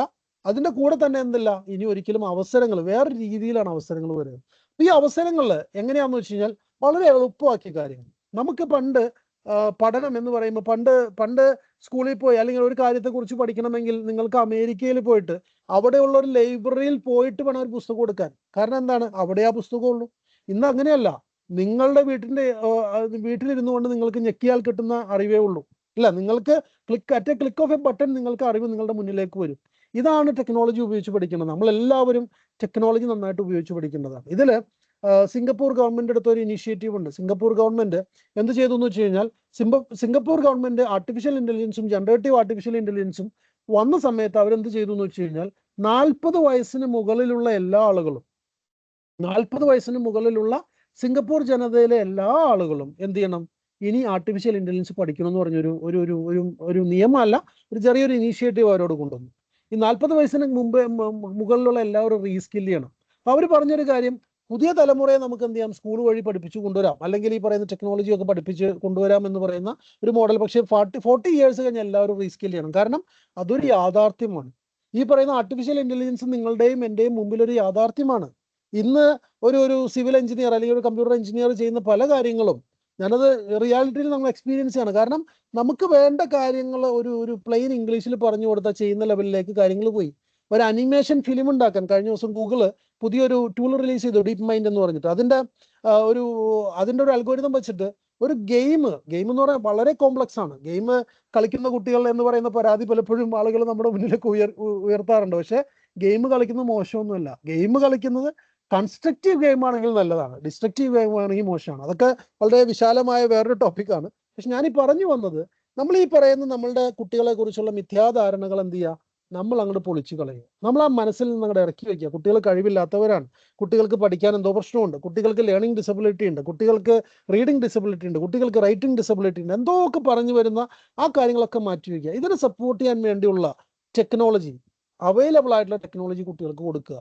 കുട്ടികളുടെ കയ്യിലേക്ക് ടെക്നോളജി കൊടുക്കുക. കഴിഞ്ഞ ദിവസം കൂടി കണ്ടുള്ളൂ, ഈ പാരൻസിന് ഭയങ്കര ഒരു എന്താ പറയാ, ഒരു കൈൻഡ് ഓഫ് വൈബാണ്. ആ വൈബ് തന്നെയല്ല ഞാൻ ഉദ്ദേശിച്ച വൈബല്ല. പക്ഷെ ഒരു കൈൻഡ് ഓഫ് എന്തോ ഒരു വിരോധമാണ്. പുതിയ തലമുറ പുതിയ രീതി പഠിക്കണ്ട. ഈ ഒരു വിരോധമാണ് നമ്മളുടെ മനസ്സിൽ ഇങ്ങനെ പൊട്ടിമുളച്ചിരിക്കുന്നത്. പുതിയ തലമുറ പഠിക്കേണ്ടത് എപ്പോഴും നമ്മൾ പഴമയെ പിടിക്കുകയാണ്. അതായത് നിങ്ങൾ പഠിച്ച സമയത്ത് അല്ലെങ്കിൽ നമ്മൾ പഠിച്ച സമയത്ത് ഒരു 10 കൊല്ലം 15 കൊല്ലം പഴയ സാധനം പഠിച്ചു. പുതിയ തലമുറ വരുന്ന സമയത്ത് വീണ്ടും കൊടുത്തു ഒരു 10 കൊല്ലം 15 കൊല്ലം സമയം.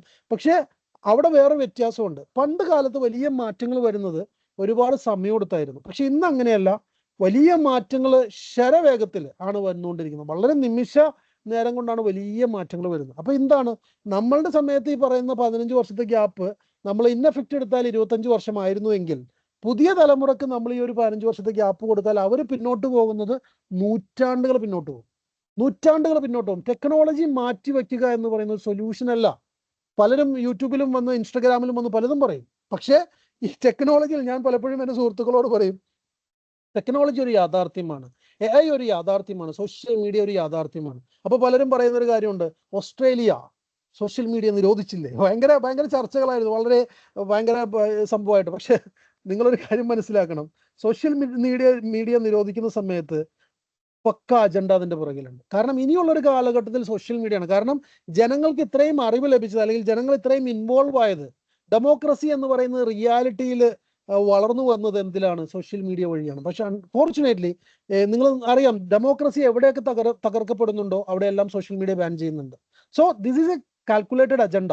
ഇപ്പോൾ 16 വയസ്സ് താഴെയുള്ള കുട്ടികൾക്ക് എന്ത് ചെയ്യാം? നമുക്ക് കൃത്യമായ കൺസ്ട്രക്റ്റീവ് യൂസേജ് ഓഫ് ടെക്നോളജിയിലേക്ക് എത്തിക്കാം. ഒരു പാരന്റൽ കൺസെന്റോട് കൂടി നമുക്ക് എന്ത് ചെയ്യാം? ടെക്നോളജി യൂസേജ് ഒക്കെ വർക്കൗട്ട് ചെയ്യാം. ഇത് വർക്കൗട്ട് ചെയ്തിട്ടേ കാര്യമുള്ളൂ. കാരണം ഈ ടെക്നോളജി ടൂളുകൾ അറിയില്ലെങ്കിൽ വളരെ അജ്ഞനായ അല്ലെങ്കിൽ നിരക്ഷരനായ ഒരുത്തനെ പോലെ ഇവർ പുറത്തേക്ക് ഇറക്കേണ്ടി വരും. കാരണം ടെക്നോളജി ഉപയോഗിക്കുന്ന ഒരാൾ അതിലും ബഹുദൂരം മുന്നോട്ട് പോകും. ഒരു റോക്കറ്റിലൊക്കെ കയറി പോകുന്നത് പോലെ അവർ ബഹുദൂരം മുന്നോട്ട് പോകും. പക്ഷെ ഇത് അറിയില്ലാത്ത കുട്ടികൾ, ഞാൻ പറയുന്നത് യാഥാർത്ഥ്യമാണ്. കാരണം ഇന്ന് എഞ്ചിനീയറിംഗ് കഴിഞ്ഞിറങ്ങുന്ന കുട്ടികൾ, ഞങ്ങളുടെ സ്കൂളിൽ നിന്ന് കുട്ടികൾ നാസയുടെ ഹാക്കത്തോണ് പോയി, അവർക്ക് വരെ പ്രോഗ്രാം ചെയ്ത് കൊടുത്ത കുട്ടികളാണ്. കാരണം ഞങ്ങളുടെ കുട്ടികളെ AI യൂസ് ചെയ്തിട്ടാണ് പ്രോഗ്രാം ചെയ്യുന്നത്, ആർട്ടിഫിഷ്യൽ ഇന്റലിജൻസ് യൂസ് ചെയ്തിട്ടാണ് പ്രോഗ്രാം ചെയ്യുന്നത്. മറ്റു കുട്ടികൾ വീണ്ടും ബേസിക്കിൽ നിന്ന് പഠിക്കുകയാണ്. ബേസിക്കിൽ നിന്ന് പഠിക്കുന്നതിൽ വലിയ അർത്ഥമൊന്നുമില്ല. അപ്പോൾ ബേസിക് വേണ്ട, ഫൗണ്ടേഷൻ വേണ്ടെന്ന് ചോദിച്ചാൽ പുതിയ ലോകക്രമത്തിന്റെ ബേസിക് വേറെ ലെവലാണ്. പുതിയ ലോകക്രമത്തിൽ ബേസിക് വേറെ ലെവലാണ്. ആ ബേസിക്കിന് എന്ത് ചെയ്യാം? നമുക്ക് കൃത്യമായി അവിടെ പഠിക്കാം. കണക്കിന്റെ ബേസിക് എന്ന് പറഞ്ഞാൽ നിങ്ങൾ പറയുന്ന പോലെ ആ മൾട്ടിപ്ലിക്കേഷൻ ടേബിൾ ഒന്നുമല്ല. യഥാർത്ഥത്തിൽ എനിക്ക് എൻ്റെ മുന്നിലുള്ള കാൽക്കുലേറ്ററും എനിക്ക് എൻ്റെ മുന്നിലുള്ള കമ്പ്യൂട്ടർ ഉപയോഗിച്ചുകൊണ്ട് എങ്ങനെ കണക്ക് ചെയ്യാം, ആർട്ടിഫിഷ്യൽ ഇന്റലിജൻസ് ഉപയോഗിച്ചുകൊണ്ട് എങ്ങനെ കണക്ക് ചെയ്യാം എന്നുള്ളതാണ്. കാരണം ഞാനിത് പറയുമ്പോൾ ഈ അടുത്ത് ഞാൻ ഒരു കാഗിൾ എന്ന് പറയുന്ന ഒരു കമ്മ്യൂണിറ്റി ഉണ്ട്. അപ്പോൾ കാഗിൾ ഒരു മാത്ത് ഒളിമ്പ്യാഡ് റൺ ചെയ്തു. കാഗിൾ ഒരു മാത്ത് ഒളിമ്പ്യാഡ് എന്ന് പറഞ്ഞാൽ പുതിയ ലാർജ് ലാംഗ്വേജ് മോഡലിന് ആർട്ടിഫിഷ്യൽ ഇന്റലിജൻസിനെ സപ്പോർട്ട് ചെയ്യുന്ന മാത്ത് ഒളിമ്പ്യാഡാണ്. ഞാനിത് പല മാത്തമാറ്റിക്സ് വിദഗ്ധന്മാർക്കും അയച്ചു കൊടുത്തു, പല HOD മാർക്കും അയച്ചു കൊടുത്തു. അവരാരും പങ്കെടുത്തില്ല. കാരണം അവർക്കറിയില്ല ആ പറയുന്ന റിയൽ ലൈഫില് ഇനി വേണ്ട ഒരു മാത്തമാറ്റിക്സിന്റെ ഒരു ബേസും അവർക്കില്ല. അവർ പറയിച്ചതെല്ലാം പഴയ ബേസാണ്. ആ ബേസിക് അത്രയും ഒരു പഠിപ്പിക്കാൻ പാകത്തിൽ ഡെവലപ്പ് ചെയ്തിട്ട് പ്രത്യേകിച്ച് കാര്യമൊന്നുമില്ല. ഞാൻ പറഞ്ഞു വന്നത് ടെക്നോളജി ഉപയോഗിച്ച് പഠിക്കാനുള്ള സാധ്യതകളെ കുറിച്ചാണ്. ഇത് കൃത്യമായി നമ്മൾ എന്ത് ചെയ്യുക? നമ്മൾ യൂട്ടിലൈസ് ചെയ്യുക.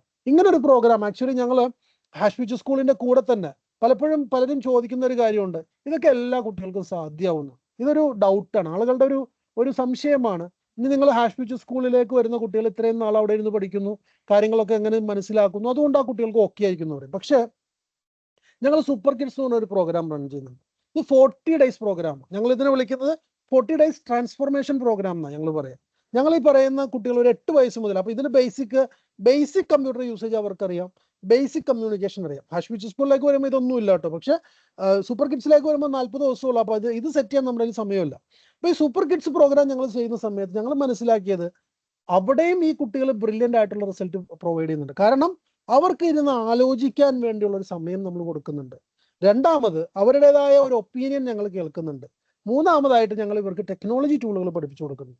ടെക്നോളജി ടൂളുകൾ കയ്യിൽ കിട്ടിക്കഴിഞ്ഞാൽ കുട്ടികളുടെ ക്രിയേറ്റിവിറ്റി നെക്സ്റ്റ് ലെവലാണ്, അവരുടെ ഒരു പ്രോബ്ലം സോൾവിങ് സ്കില്ല് നെക്സ്റ്റ് ലെവലാണ്. അവരൊരു സാമൂഹിക ഒരു പ്രശ്നം സോൾവ് ചെയ്ത് അല്ലെങ്കിൽ ഒരു ഐഡിയേറ്റ് ചെയ്ത് ഒരു ഓണ്ടർപ്രണർഷിപ്പ് ഒക്കെ ചെയ്യുന്നത് നമുക്ക് കാണാൻ സാധിക്കും. ഇത് കഴിഞ്ഞ ദിവസം ഒരു സൂപ്പർ കിഡ്സിൽ പങ്കെടുത്ത ഒരു പാരന്റ് ഷെയർ ചെയ്ത ഒരു ഫീഡ്ബാക്കാണ്. ഒരു 8ാമത്തെ ബാച്ചിൽ പങ്കെടുത്ത കുട്ടിയാണത്. അതായത് ഏകദേശം ഒരു 5-6 മാസം മുന്നേ പങ്കെടുത്ത കുട്ടിയാണ്. സ്റ്റിൽ ആ കുട്ടി ഒരു ബിസിനസ് കണ്ടിന്യൂ ചെയ്യുന്നുണ്ട്. ആ കുട്ടിയുടെ ബിസിനസ് കണ്ടിന്യൂ ചെയ്യുന്നുണ്ട്. അപ്പൊ ഈ ഒരു തോട്ട് പ്രോസസ് അറ്റ്ലീസ്റ്റ് നമ്മൾ സൂപ്പർ കിഡ്സിലൂടെ കൊടുക്കുന്ന തോട്ട് പ്രോസസ്സിൽ ഞങ്ങൾ എപ്പോഴും പറയും, പാരന്റ്സിൽ നിന്ന് ഞങ്ങൾ പാരന്റ്സിനെ ഞങ്ങൾ പറഞ്ഞു മനസ്സിലാക്കുന്നത്, നിങ്ങളുടെ കുട്ടിക്ക് കഴിവുണ്ട്, നിങ്ങളുടെ കുട്ടി മണ്ടനല്ല, നിങ്ങളുടെ കുട്ടി ഒന്നിനും കൊള്ളാത്തവനല്ല എന്ന് പറയുന്ന ഒരു തോട്ട് പ്രോസസ്, ആ ഒരു സീഡ് ഞങ്ങൾ ഈ പറയുന്ന പാരന്റ്സിന്റെ മനസ്സിൽ കൊടുക്കുന്നുണ്ട്. വൺസ് ഇങ്ങനെ കൊടുക്കുന്ന സമയത്ത് കൃത്യമായ രീതിയിൽ കുട്ടിക്ക് ഒരു മനസ്സിലാക്കുന്ന ഒരു പാരന്റ് ആണെങ്കിൽ ആ കുട്ടിക്ക് അത് വെച്ച് വർക്കൗട്ട് ചെയ്ത് മുന്നോട്ട് പോകാൻ വേണ്ടി പാരന്റിന് സപ്പോർട്ട് ചെയ്യാൻ സാധിക്കും. അപ്പൊ ഇത് ഞാൻ പറഞ്ഞു വന്നു. ഇനിയിപ്പോ സൊല്യൂഷൻസിലേക്ക് പോവാം. നമ്മൾ പറഞ്ഞല്ലോ, ഇപ്പൊ റീഡിങ് പ്രശ്നമായിട്ടുള്ളൊരു കുട്ടിയാണെന്ന് വെച്ചു. റീഡിങ് പ്രശ്നമായിട്ടുള്ളൊരു കുട്ടിയാണെങ്കിൽ നമുക്ക് ഗൂഗിളിന്റെ ഒരു ആപ്ലിക്കേഷൻ ഉണ്ട്. ഇതിന്റെ പേര് റീഡ് അലോങ് എന്നാണ്. ഇത് ഫ്രീ ആയിട്ട് അവൈലബിൾ ആയിട്ടുള്ള ഒരു ആപ്ലിക്കേഷനാണ്. അപ്പൊ ഈ ആപ്ലിക്കേഷൻ നിങ്ങൾ കൊടുത്തു കഴിഞ്ഞാൽ കുട്ടികൾക്ക് എന്ത് ചെയ്യാം? ഈ പറയുന്ന സംവിധാനവുമായിട്ട് സംസാരിച്ച് പഠിക്കാം. ഇപ്പൊ കുട്ടികളുടെ പേസിനനുസരിച്ച് ഇത് കറക്റ്റ് ചെയ്ത് കൊടുക്കും. കുട്ടികളുടെ കമ്മ്യൂണിക്കേഷൻ ബെറ്റർ ആവും. കുട്ടികൾ പല കാര്യങ്ങളെ കുറിച്ച് ഈ ഒരു സൈക്കിളിൽ പഠിക്കും. അപ്പൊ ഫോണറ്റിക്സ് മുതൽ ഈ പറയുന്ന ഒരു നല്ല ഒരു സ്റ്റോറി വായിക്കാനുള്ള, ഒരു സ്റ്റോറി വായിച്ച് മനസ്സിലാക്കാൻ, ഒന്ന് കോംപ്രിഹെൻഡ് ചെയ്യാനുള്ള കഴിവ് വരെ ഈ പറയുന്ന റീഡ് അലോങ് എന്ന് പറയുന്ന ആപ്ലിക്കേഷൻ കൊടുക്കും. അപ്പൊ ഈ റീഡ് അലോങ് വെബിൽ അവൈലബിൾ ആണ്, അല്ലെങ്കിൽ മൊബൈൽ ആപ്ലിക്കേഷൻ ആയിട്ട് അവൈലബിൾ ആണ്. കുട്ടികൾക്ക് കുറെ റിവാർഡ്സും കൊടുക്കും. കാരണം ഒരു ലേണറിനെ മോട്ടിവേറ്റ് ചെയ്യണമെങ്കിൽ കുറേ റിവാർഡ്സ് വേണം, കുറേ റിവാർഡ് പോയിന്റ്സും കുറേ സ്റ്റാറുകളൊക്കെ കൊടുക്കുന്ന സമയത്ത് അവർ മോട്ടിവേറ്റഡ് ആകും, അവർക്ക് ഇഷ്ടമുള്ള സ്റ്റോറികളിലാണ് പോകുക. അപ്പോൾ പലപ്പോഴും പാരൻസ് പറയുന്ന ഒരു കാര്യമുണ്ട്, കുട്ടികൾ പുസ്തകമൊന്നും വായിക്കുന്നില്ല. ഞാൻ തിരിച്ചു ചോദിക്കും, ഈ കുട്ടികൾ വായിക്കുന്നില്ല എന്നുള്ള അവിടെ നിൽക്കട്ടെ, നിങ്ങൾ വായിക്കാറുണ്ടോ? പലപ്പോഴും പാരൻസും വായിക്കാറില്ല. വായിക്കാത്ത പാരൻസിന്റെ കുട്ടികളും വായിക്കില്ല, പക്ഷെ വായിക്കുന്ന പാരൻസിന്റെ കുട്ടികളും ഓട്ടോമാറ്റിക്കലി വായിക്കും. അപ്പോൾ അതൊരു നമ്മൾ കുട്ടികളിൽ മാത്രം എല്ലാ പ്രശ്നങ്ങളും നമ്മൾ ഒതുക്കേണ്ട കാര്യമൊന്നുമില്ല, പാരൻസിനും പല പ്രശ്നങ്ങളും ഉണ്ട്. അപ്പോൾ ഞാൻ ഈ പറഞ്ഞു വന്നത്, റീഡ് അലോങ് ഒരു സൊല്യൂഷനാണ്. റീഡ് അലോങ് നമുക്ക് ഉപയോഗിക്കാവുന്ന കേസുള്ള. അപ്പോൾ റീഡിങ് ഡിസബിലിറ്റി, റീഡിങ് പ്രശ്നമുള്ള കുട്ടികൾക്ക് നമ്മൾ എന്ത് ചെയ്യണം, ബാക്കി എല്ലാം മാറ്റി വെച്ചിട്ട് ഈ റീഡിങ് മനസ്സിലാക്കാൻ വേണ്ടി ഒരു സമയം ഒന്ന് അൺസ്കൂൾ ചെയ്യുക. അൺസ്കൂൾ ചെയ്യുമ്പോഴാണ് ഈ കുട്ടികളുടെ റിയൽ പൊട്ടൻഷ്യൽ നമുക്ക് മനസ്സിലാവുക. സ്കൂളിൽ തന്നെ ആ ഒരു എന്താ പറയുക, ആ ഒരു ബോയിലറിൽ ഇട്ട് ഇങ്ങനെ വേവിച്ചു കഴിഞ്ഞാൽ ഒന്നും നടക്കില്ല. കാരണം അതിൻ്റെ ഒന്നിന് പുറകെ ഒന്നായിട്ട് വരും. അതുകൂടാതെ ക്ലാസ്സിൽ അപമാനിക്കപ്പെടും. അതുകൂടാതെ ഈ പറയുന്ന പോലെ പരീക്ഷകളിൽ പൂജ്യമൊക്കെ വാങ്ങിച്ചിട്ട് വരുമ്പോൾ ഉള്ള ഒരുപാട് അടിപിടികളൊക്കെ നടക്കുന്നു, ഒന്നും നടക്കില്ല. അതേസമയം ഒരു കുട്ടിക്ക് ഒരു പ്രശ്നം ഉണ്ടെന്ന് കണ്ടു കഴിഞ്ഞാൽ സ്കൂളിൽ നിന്ന് നിങ്ങളൊന്ന് വലിക്കുക. അതാണ് ഞങ്ങൾ ആദ്യം ചെയ്തത്. എന്താണ്, അൺസ്കൂൾ ചെയ്തു. We didn't start with hash to school. ഞങ്ങൾ ഹാഷ് ടു സ്കൂൾ എന്ന് പറയുന്ന ഒരു സൊല്യൂഷനിലേക്ക് നേരെ എത്തല്ല ചെയ്തത്. We started unschooling. We gave them some time. അങ്ങനെ ടൈം കൊടുത്തുകൊണ്ടാണ് അമീന് 8 വയസ്സിൽ കമ്പ്യൂട്ടർ പ്രോഗ്രാമിംഗ് പഠിക്കാൻ പറ്റിയതും 10 വയസ്സിൽ കമ്പ്യൂട്ടർ ഒരു കമ്പനി ABC കോഡേഴ്സ് സ്റ്റാർട്ട് ചെയ്യാൻ പറ്റിയതും. അപ്പോൾ ഞാൻ പറഞ്ഞു വന്നത് ഒരു സൊല്യൂഷൻ ഇതാണ്. അല്ലെങ്കിൽ രണ്ടാമതായിട്ടൊരു സൊല്യൂഷൻ ഉണ്ട്, റീഡിംഗ് കോച്ച്. മൈക്രോസോഫ്റ്റിൻ്റെ ആണ്, ഇതും ഫ്രീ ആണ്. റീഡിംഗ് കോച്ചിൽ സ്വന്തമായി സ്റ്റോറികൾ ഡെവലപ്പ് ചെയ്യാം. സ്വന്തം സ്റ്റോറികൾ വായിക്കാൻ കുട്ടികൾക്ക് താല്പര്യം ഉണ്ടാവും. സ്വന്തം സ്റ്റോറികൾ എന്ത് ചെയ്യാം, ഡെവലപ്പ് ചെയ്യാം. അല്ലെങ്കിൽ അത് തരുന്ന ആർട്ടിഫിഷ്യൽ ഇന്റലിജൻസ് തരുന്ന സ്റ്റോറികൾ വായിക്കാനുള്ള അവസരം ഉണ്ടാവും എന്ന് പറയുന്ന ഒരു ലെവലിലേക്കൊക്കെ എന്ത് ചെയ്യാം, നമുക്ക് കാര്യങ്ങൾ വർക്കൗട്ട് ചെയ്യാൻ പറ്റും. അപ്പോൾ ഇതിൽ നമ്മൾ അതും ഒന്ന് നോക്കേണ്ടതാണ്. അതായത് ഇത് ഒരു ആപ്ലിക്കേഷനാണ്, ഇത് ഫ്രീ ആയിട്ടുള്ളൊരു ആപ്ലിക്കേഷനാണ്. റീഡിംഗ് എന്ന് പറയുന്ന ആ ഒരു സംഭവം ഡെവലപ്പായി ആയാൽ തന്നെ നിങ്ങളുടെ പ്രശ്നത്തിൽ ഒരു 80% പ്രശ്നം സോൾവ് ആയി. 80% പ്രശ്നം സോൾവ് ആയി. കാരണം ഞാനിത് പറയുമ്പോൾ ഇത് റിയാലിറ്റിയാണ്. കാരണം ഇങ്ങനെ ഒരു പ്രോബ്ലം സോൾവ് ആവുന്ന സമയത്താണ്, അതായത് ബേസിക് റീഡിംഗ് പ്രോബ്ലം സോൾവ് ആവുന്ന സമയത്താണ് ഒരു കുട്ടിക്ക് കോൺഫിഡൻ്റ് ആയിട്ട് ബാക്കിയുള്ള കാര്യങ്ങൾ പഠിക്കാൻ പറ്റും. അപ്പോൾ AI യൂസ് ചെയ്തുകൊണ്ട് നമുക്കിത് സോൾവ് ചെയ്യാൻ പറ്റും. പിന്നെ ഭാഷ പഠനമാണ് അടുത്ത പ്രശ്നം. ഭാഷ പഠിക്കാൻ വേണ്ടി കുട്ടികൾക്ക് ഒരുപാട് ആപ്ലിക്കേഷൻസ് ഉണ്ട്. AI ഇതൊരു ഡ്യുവോലിംഗോ എന്ന് പറഞ്ഞാൽ ഒരൊറ്റ ആപ്ലിക്കേഷനാണ്. ഇതുപോലെ 100 കണക്കിന് ആപ്ലിക്കേഷൻസ്. നിങ്ങൾക്ക് ജെമിനൈ പോലെയുള്ള ചാറ്റ് ബോട്ടുകളോട് സംസാരിച്ച് പഠിക്കാം. നിങ്ങൾക്ക് ഞാൻ തന്നെ പറയും, പലപ്പോഴും ഇപ്പോൾ കോൺവെർസേഷണൽ ചാറ്റ് ബോട്ടുകൾ വന്നു, വളരെ നല്ല ഭംഗിയായിട്ട് സംസാരിക്കുന്നത്. അല്ലെങ്കിൽ നോട്ട്ബുക്ക് LMലെ പോഡ്കാസ്റ്റ് ക്രിയേറ്റ് ചെയ്തിട്ട് പഠിക്കാം എന്ന് പറയുന്ന ഒരു ഡിഫറെൻറ്റ് മോഡലിലൊക്കെ കുട്ടികൾക്ക് പഠിക്കാം. അപ്പോൾ ഡ്യുവോലിംഗോ ഭാഷകൾ പഠിക്കാൻ വേണ്ടി ഞങ്ങളുടെ കുട്ടികൾ യൂസ് ചെയ്യുന്ന ഒരു ആപ്ലിക്കേഷനാണ്. ഇത് ഫ്രീ ആയിട്ട് ഈ പറയുന്ന കോഴ്സുകൾ നമുക്ക് അറ്റൻഡ് ചെയ്യാൻ പറ്റും. പരീക്ഷ എഴുതി സർട്ടിഫിക്കറ്റ് കിട്ടണമെങ്കിൽ മാത്രം പേ ചെയ്താൽ മതി. അതുപോലെ തന്നെ യൂട്യൂബ് പോലെയുള്ള സാധനങ്ങളൊക്കെ അതിൻ്റെ കൂടെ ഉപയോഗിക്കാം. പക്ഷേ AIയിലേക്ക് വരുമ്പോഴുള്ള ഒരു സൊല്യൂഷനാണ് ഡ്യുവോലിംഗോ. പിന്നീട് ചെറിയ കുട്ടികൾക്ക് നമുക്ക് കൊടുക്കാൻ പറ്റുന്ന ഒരു സംഭവമാണ് ഹിയോ. അതായത് ഏകദേശം ഒരു കിൻഡർ ഗാർട്ടൻ ലെവൽ മുതൽ ഒരു 6 വയസ്സ് വരെയുള്ള കുട്ടികൾക്ക് പേഴ്സണലൈസ്ഡ് ലേണിംഗ് പ്രൊവൈഡ് ചെയ്യുന്ന ഒരു പ്ലാറ്റ്ഫോമാണ് ഹിയോ. ഹിയോയിൽ തന്നെ അത്യാവശ്യം ഇതൊരു ഫ്രീമിയം മോഡലാണ്. അത്യാവശ്യം ഫ്രീ റിസോഴ്സസ് യൂസ് ചെയ്യാൻ തന്നെ അത്യാവശ്യം കുട്ടികൾക്ക് അനിമേഷൻസ് യൂസ് ചെയ്ത് പഠിക്കാം. സ്വന്തമായി അവതാഴ്സ് ക്രിയേറ്റ് ചെയ്ത് സ്വന്തമായി കുറേ ഗെയിമുകളൊക്കെ ക്രിയേറ്റ് ചെയ്യാൻ പറ്റും. ഇതാണ് ഇതിൽ രസം. അതായത് കുട്ടികൾ ഗെയിം കളിക്കുന്നവരാണെന്നുള്ള പരാതി നമ്മൾ മാറ്റിവെക്കുക. കൺസ്ട്രക്റ്റീവ് ഗെയിമിങ്ങിലേക്ക് ഇവരെത്തിക്കുക. കൺസ്ട്രക്റ്റീവ് ഗെയിമിങ്ങിലേക്ക് എത്തിക്കുന്ന സമയത്ത് ആ ഗെയിം കളിച്ച്, ഇപ്പോൾ അമീൻ കമ്പ്യൂട്ടർ പ്രോഗ്രാമിംഗ് പഠിച്ച് ഗെയിം കളിച്ചിട്ടാണ് പല കുട്ടികളും ഭാഷകൾ പഠിക്കുന്നത്. പല കുട്ടികളും ഈ ടീം ബിൽഡിംഗ് സ്കില്ല് പഠിക്കുന്നത് ഗെയിം കളിച്ചിട്ടാണ്. പല കുട്ടികളും ക്രിട്ടിക്കൽ തിങ്കിങ്, പ്രോബ്ലം സോൾവിങ് സ്കില്ലുകൾ, ഇന്ന് നമ്മൾ പറയുന്ന മാത്തിലെ പല സ്കില്ലുകളും, മാത്സിൽ നിന്ന് കിട്ടുമെന്ന് വിശ്വസിക്കുന്ന പല സ്കില്ലുകളും കുട്ടികൾക്ക് പഠിക്കാൻ പറ്റുന്ന ഗെയിമുകളിലൂടെയാണ്. കൺസ്ട്രക്റ്റീവ് ഗെയിമിംഗ് ആണ്. അപ്പോൾ ഹിയോ പോലെയുള്ള ഒരു ആപ്ലിക്കേഷൻസ് നമുക്ക് യൂസ് ചെയ്യാൻ പറ്റും. അതുപോലെ തന്നെ സിമ്പിളായിട്ട് വളരെ എഫക്റ്റീവായിട്ട്, ഈ ട്യൂഷനൊന്നും കുട്ടികളെ വിടേണ്ട കാര്യമൊന്നുമില്ല. ആരെങ്കിലും ട്യൂഷൻ ടീച്ചേഴ്സ് ഉണ്ടെങ്കിൽ പ്ലീസ് എക്സ്ക്യൂസ് മീ. ഇതിൽ സിമ്പിളായിട്ട്, അതായത് ഒരു മാത്തമാറ്റിക്കൽ പ്രോബ്ലം സോൾവ് ചെയ്യണമെങ്കിൽ എന്ത് ചെയ്യാം, നേരെ നിങ്ങൾക്ക് ചാറ്റ് GPT ഫ്രീ ടയർ മതി. ചാറ്റ് GPT പോലെ തന്നെ ചാറ്റ് GPT ഉണ്ട്, പെർപ്ലക്സിറ്റി ഉണ്ട്, ആന്ത്രോപിക് ക്ലൗഡ് ഉണ്ട്, മൈക്രോസോഫ്റ്റ് കോപ്പൈലറ്റ് ഉണ്ട്. അങ്ങനെ പറയുന്ന ഒരു 10-20 ആപ്ലിക്കേഷൻസ് അവൈലബിൾ ആണ്. അപ്പോൾ ഇത്രയും ആപ്ലിക്കേഷൻസ് അവൈലബിൾ ആകുമ്പോൾ നമുക്ക് എന്ത് ചെയ്യാം, ഒരു കോംപ്ലക്സ് പ്രോബ്ലം എടുത്തിട്ട് പറയാം, 10 വയസ്സുള്ള ഒരു കുട്ടിക്ക് സോൾവ് ചെയ്യുന്ന പോലെ ഈ പ്രോബ്ലം എനിക്കൊന്ന് സോൾവ് ചെയ്ത് തരാൻ പറയാം. അപ്പം മാത്തിൽ ചില സമയത്ത് പല മോഡലുകളും ഫെയിൽ ആണെങ്കിലും ആന്ത്രോപിക് ക്ലൗഡ് പോലെയുള്ളത് അല്ലെങ്കിൽ ഈ പറയുന്ന ചാറ്റ് GPT പോലെയുള്ളത് വളരെ സക്സസ്ഫുൾ ആണ്. അപ്പോൾ ചാറ്റ് GPT എന്ത് ചെയ്യാം, ഈ കുട്ടികളെ ശരിക്കും പഠിപ്പിക്കുന്നത് എന്താണ്, ശരിക്കും AI ടൂൾ വെച്ചിട്ട് ഇനിയുള്ളൊരു കാലഘട്ടത്തിൽ പഠിപ്പിക്കാൻ ശ്രമിക്കണം. കാരണം ഞാൻ ഉൾപ്പെടെയുള്ള ആളുകൾ, ഞാൻ ഇന്ന് കമ്പ്യൂട്ടർ പ്രോഗ്രാമിംഗ് ചെയ്യാറില്ല, പക്ഷെ എനിക്ക് ആവശ്യമുള്ള ഒരു ആപ്ലിക്കേഷൻ എങ്ങനെ ഇതുപോലെയുള്ള ടെക്നോളജിയിൽ നിന്ന് ബിൽഡ് ചെയ്തെടുക്കണമെന്ന് വ്യക്തമായ ധാരണ എനിക്കുണ്ട്. കാരണം എന്താണ്, നമ്മൾ ഈ ഒരു ആപ്ലിക്കേഷൻ ലെവലിലേക്ക് പോയി. പക്ഷേ ഇതേ അവസ്ഥയിൽ എന്നേക്കാൾ കൂടുതൽ എക്സ്പീരിയൻസ് ഉള്ള കമ്പ്യൂട്ടർ സയൻസ് എഞ്ചിനീയർമാർ ഇന്നും തൊട്ടു നോക്കാതെ ഈ പറയുന്നത് പോലെ പഴയ ചിന്താഗതിയായിട്ടിരിക്കുന്ന ഒരുപാട് പേര് എനിക്കറിയാം. ആ പഴയ ചിന്താഗതിയായിട്ടിരുന്ന് അവിടെ ഇരിക്കുള്ളൂ. കാരണം ലോകം മുന്നോട്ട് കുതിച്ചുകൊണ്ടേയിരിക്കും. ഈ കുതിപ്പിനൊരു കടിഞ്ഞാടനാണെന്നും ഇനി എന്തായാലും അടുത്ത കാലത്തൊന്നും സാധിക്കില്ല. കാരണം ഇപ്പോൾ അമേരിക്കയിൽ ഡൊണാൾഡ് ട്രംപും ഇലോൺ മസ്കും തെരഞ്ഞെടുക്കപ്പെട്ടു. അപ്പോൾ അതുകൊണ്ട് വലിയ പ്രശ്നങ്ങൾ അവിടെ വരുന്നില്ല. അപ്പോൾ ടെക്നോളജി അടുത്ത ലെവലിലേക്ക് പോയിക്കൊണ്ടിരിക്കുകയാണ്. അപ്പോൾ ഈ ടെക്നോളജി യൂസ് ചെയ്യാൻ ചാറ്റ് ബോട്ടിലേക്ക് ഒരു പ്രോബ്ലം വന്നു കഴിഞ്ഞാൽ, ഇപ്പോൾ കഴിഞ്ഞ ദിവസം തന്നെ ഒരു കുട്ടി റോബോട്ടിക്സ് പഠിക്കാമെന്ന് പറയും. അപ്പോൾ റോബോട്ടിക്സ് പഠിച്ചപ്പോൾ പാരന്റ് എന്തോ ഒരു പ്രോബ്ലം വന്നു. ആ പ്രോബ്ലം എങ്ങനെ സോൾവ് ചെയ്യാമെന്ന് ചോദിച്ചിട്ടപ്പോൾ ഞാൻ കാണിച്ചു കൊടുത്തു, ചാറ്റ് ജിപിടിക്ക് ഇട്ട് കൊടുത്തു. 6 വയസ്സുള്ള കുട്ടിയാണ് ഞാൻ, എനിക്കൊന്ന് പറഞ്ഞു തരാൻ പറഞ്ഞപ്പോൾ സിമ്പിൾ ആയിട്ട് സ്റ്റെപ്പ് ബൈ സ്റ്റെപ്പ് ആയിട്ട് ബ്രേക്ക് ചെയ്ത് ഒരു സ്റ്റോറി പോലെ പറഞ്ഞു തന്നു എന്നുള്ളതാണ്. അപ്പോൾ ഇതൊക്കെ ഒരു സൊല്യൂഷനാണ്. അതുപോലെ തന്നെ നോട്ട്ബുക്ക് എല്ലാം ഒരു സൊല്യൂഷനാണ്. ഇത് ആന്ത്രോപിക് ക്ലൗഡാണ്. ഒരു ആപ്ലിക്കേഷൻ ഡെവലപ്പ് ചെയ്യുക, ഒരു ഗെയിം ഡെവലപ്പ് ചെയ്യുക എന്ന് പറഞ്ഞാൽ ചില്ലറ കളിയല്ല. പക്ഷെ ആ ഗെയിം വരെ എന്താണ്, നമുക്ക് ഒരു നമ്മളുടേതായ ഭാഷയിൽ നമുക്ക് സംസാരിച്ചുകൊണ്ട്, അല്ലെങ്കിൽ നമുക്ക് കാര്യങ്ങൾ ഇംഗ്ലീഷിൽ പറഞ്ഞു കൊടുത്തുകൊണ്ട് നമുക്ക് സോൾവ് ചെയ്യാൻ പറ്റുന്ന ലെവലിലേക്ക് എത്തുന്നതാണ്. അപ്പോൾ ഇതെല്ലാം ഒരു സൊല്യൂഷനാണ്. ഇപ്പോൾ എല്ലാം കഴിയുമ്പോൾ ആളുകൾ ചോദിക്കുന്ന ഒരു കാര്യമുണ്ട്, ഈ കുട്ടികളെ എഴുതണ്ടേ? ഈ കുട്ടികൾ ഈ ടെക്നോളജി ഒക്കെ പഠിച്ചുകൊണ്ടിരിക്കുന്നത് അവർ പരീക്ഷയൊക്കെ എഴുതണ്ടേ? പക്ഷെ എഴുത്തിൽ നിങ്ങൾ ആദ്യമേ കോൺസെൻട്രേറ്റ് ചെയ്താൽ, ബിലീവ് മീ, ഈ കുട്ടികൾ അമ്പേ പരാജയപ്പെടും. കാരണം 3 വയസ്സിൽ എഴുതിച്ചു തുടങ്ങിയിട്ട് ഒരു കാര്യമില്ല. കാരണം ഹാർഡ്വെയർ ഇല്ലാതെ സോഫ്റ്റ്വെയർ വർക്ക് ചെയ്യുന്നെങ്കിൽ തന്നെ there is some anomaly, there are some problems in their creativity skills that is going to create വലിയ ക്രിയേറ്റിവിറ്റി ലോസ് ആണ് അവിടെ വരാൻ പോകുന്നത്. ഇതിനെക്കുറിച്ചുള്ള പഠനങ്ങളൊക്കെ ഉണ്ട്. അതായത് 15 വയസ്സ് കഴിഞ്ഞ് സ്കൂളിൽ നിന്ന് ഇറങ്ങുന്ന ഒരു കുട്ടി, 10ാം ക്ലാസ്സിൽ നിന്ന് ഇറങ്ങുന്ന ഒരു കുട്ടികളുടെ ക്രിയേറ്റിവിറ്റി അളന്നപ്പോൾ less than 10% of the normal, അല്ലെങ്കിൽ ഒരു ഇന്റലിജന്റ് ആയിട്ടുള്ള ഹ്യൂമണിന്റെ ലെസ് ദാൻ 10% ക്രിയേറ്റിവിറ്റി അവർക്കുള്ളൂ. അപ്പോൾ ക്രിയേറ്റിവിറ്റി ഇല്ലാതെ ഇനി ഒരു കാലഘട്ടത്തിൽ മുന്നോട്ട് പോകാൻ പറ്റില്ല. പരീക്ഷകൾ എഴുതുന്ന സമയത്ത് അത് സ്ട്രാറ്റജിക്കലാണ്. അതായത് ഐദർ പരീക്ഷ എഴുതാതെ നിങ്ങൾക്ക് പോകാം, അല്ലെങ്കിൽ ഓപ്പൺ ബോർഡുകൾ എഴുതാം. നിയോസ് പോലെ, IGCSE പോലെ, അല്ലെങ്കിൽ കേംബ്രിഡ്ജ് പോലെയുള്ള ഓപ്പൺ ബോർഡുകൾ എഴുതാം, അല്ലെങ്കിൽ GED പോലെയുള്ള ബോർഡുകൾ എഴുതാം. ഇനി എഴുതിയില്ലെങ്കിൽ വിചാരിച്ചും കുഴപ്പമൊന്നുമില്ല. കാരണം എഴുതാതെ തന്നെ ഹാക്കത്തോണുകളിലും ഇവന്റുകളിലൊക്കെ പങ്കെടുത്തുകൊണ്ട് ക്രെഡിറ്റ് പോയിന്റ് കിട്ടിയാൽ നിങ്ങളുടെ കുട്ടിക്ക് വലിയ ഇൻസ്റ്റിറ്റ്യൂട്ടുകളിൽ അഡ്മിഷൻ കിട്ടുന്ന പ്രൊസീജിയേഴ്സ് അവൈലബിൾ ആണ്. അല്ലെങ്കിൽ അത് കൂടാതെ തന്നെ ഇനിയിപ്പോൾ ഒരു കുട്ടി നല്ലൊരു ഗെയിമറാണ്, ഗെയിമേഴ്സിന്റെ ടോപ്പർ ലിസ്റ്റിൽ കയറിയാൽ തന്നെ ജീവിതം രക്ഷപ്പെടും. അല്ലെങ്കിൽ കണ്ടന്റ് ക്രിയേറ്റർ ആണ്. ഇന്ന് കണ്ടന്റ് ക്രിയേറ്റ് ചെയ്യുന്ന ആളുകളുടെ ഏൺ ചെയ്യുന്ന അത്രയും പോലും ആരും ഏൺ ചെയ്യുന്നില്ല, വലിയ പ്രൊഫഷണൽസ് ഏൺ ചെയ്യുന്നില്ല. അതായത് ഒരു ക്യാമറയും അല്ലെങ്കിൽ ഒരു അത്യാവശ്യം ഒരു എഡിറ്റിംഗ് സ്കില്ലും ഉണ്ടെങ്കിൽ ഇന്ന് യൂട്യൂബിൽ നിന്നും അല്ലെങ്കിൽ ഇൻസ്റ്റഗ്രാമിൽ നിന്നും ടിക്ടോക്കിൽ നിന്നും ഏൺ ചെയ്യുന്ന അത്രയും ആരും ഏൺ ചെയ്യുന്നില്ല. കഴിഞ്ഞ ദിവസം ലിങ്ക്ഡിൻ്റെ ഒരു റിപ്പോർട്ട് ഉണ്ടായിരുന്നു. അതിൽ പറഞ്ഞത് കോണ്ടന്റ് ക്രിയേറ്റേഴ്സ് ആയിരിക്കും ഇനി വരുന്ന ഫ്യൂച്ചർ ഇൻവെസ്റ്റേഴ്സ്. കാരണം അവരുടെ കയ്യിലെ മണി ഉള്ളത്. അപ്പോൾ ഇതൊരു മാറുന്ന ലോകക്രമമാണ്. അപ്പോൾ ഈ മാറുന്ന ലോകക്രമത്തിൽ നമ്മൾ ഈ ഓൾഡ് ബേസിക്സ് സെറ്റ് ചെയ്ത് പോവാതിരിക്കാൻ ശ്രമിക്കുക.